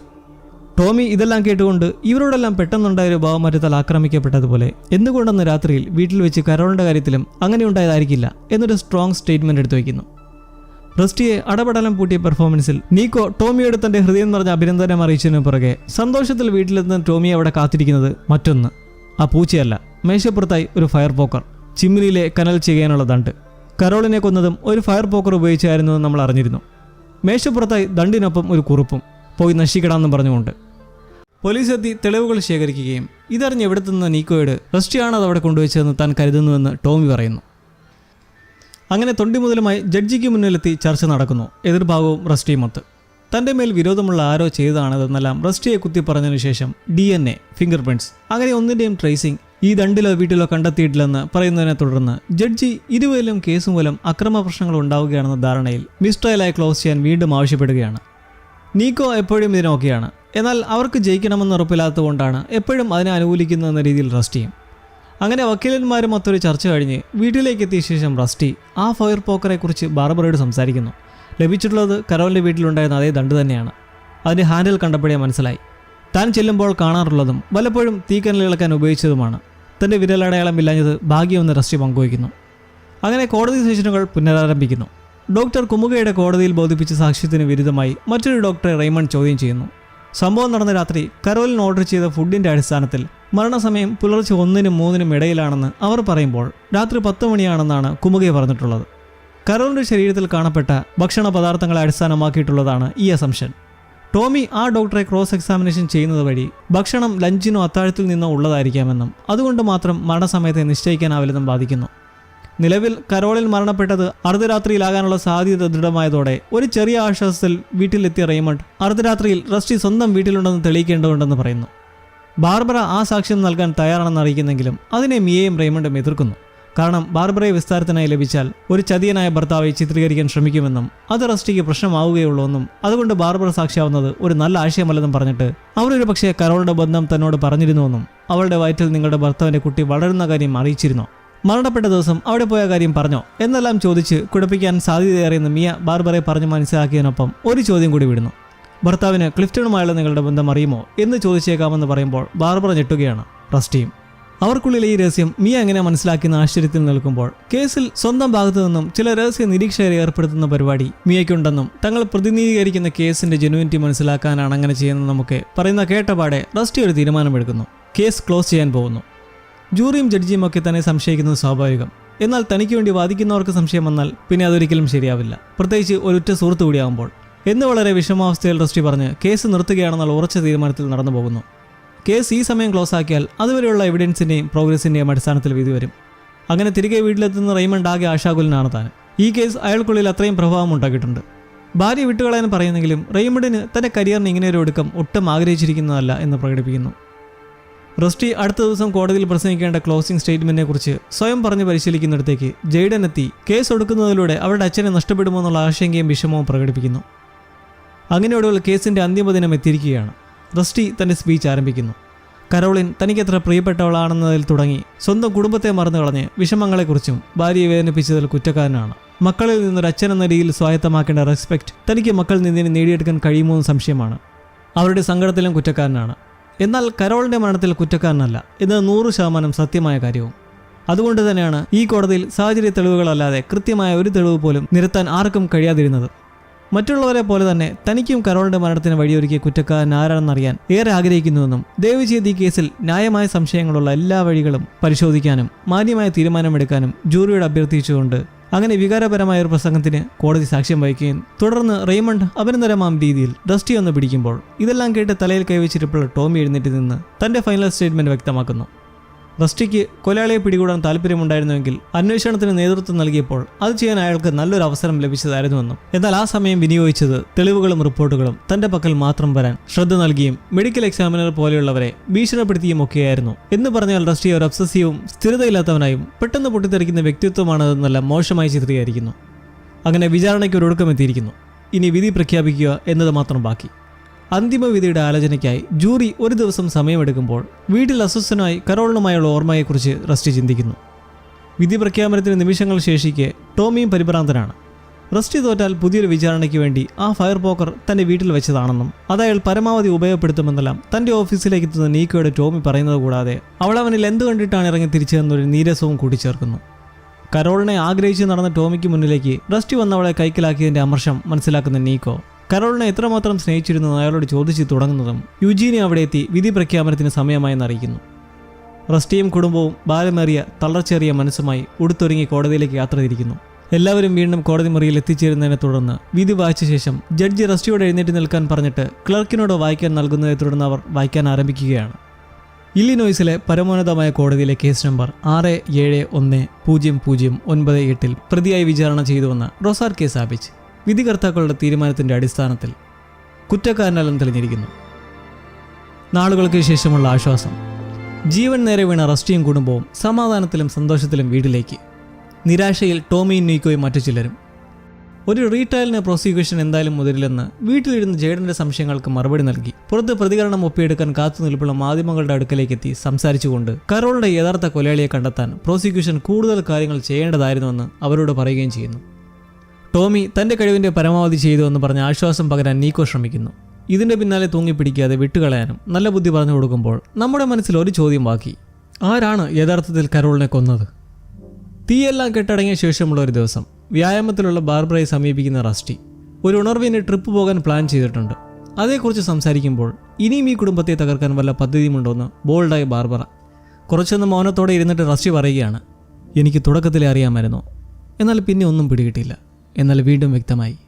നിങ്ങളെന്താ പറയുന്നതെന്ന് മനസ്സിലാവുന്നില്ല എന്നുള്ള ബാർബറയുടെ കുഴങ്ങളിൽ റസ്റ്റി തുടരുന്നു. എൻ്റെ മനസ്സിൽ ഈ സമയം അത്രയും അതേക്കുറിച്ചുള്ള ചിന്ത വരുത്താതെ എങ്ങനെ ഇതിൽ നിന്ന് ഊരാം, എങ്ങനെ കുടുംബത്തെ രക്ഷിക്കാം, എങ്ങനെ നിന്നെ രക്ഷിക്കാം ബാർബറ എന്നത് മാത്രമായിരുന്നു മനസ്സിലാകുകയും. അതെ, റസ്റ്റി വെളിപ്പെടുത്തുന്നു, കരോളിനെ കൊന്നത് ബാർബറയാണ്. ബാർബറ ഇതെല്ലാം കേട്ട് ഞെട്ടലിൽ. അന്ന് രാത്രി കരോളിൻ്റെ വീട്ടിൽ നിന്ന് പോയ ശേഷം തിരിച്ചെത്തിയിരുന്നു. അപ്പോൾ കണ്ടത് മരിച്ച നിലയിൽ ചോര വാർന്നു കിടന്നിരുന്ന കരോളിനെ.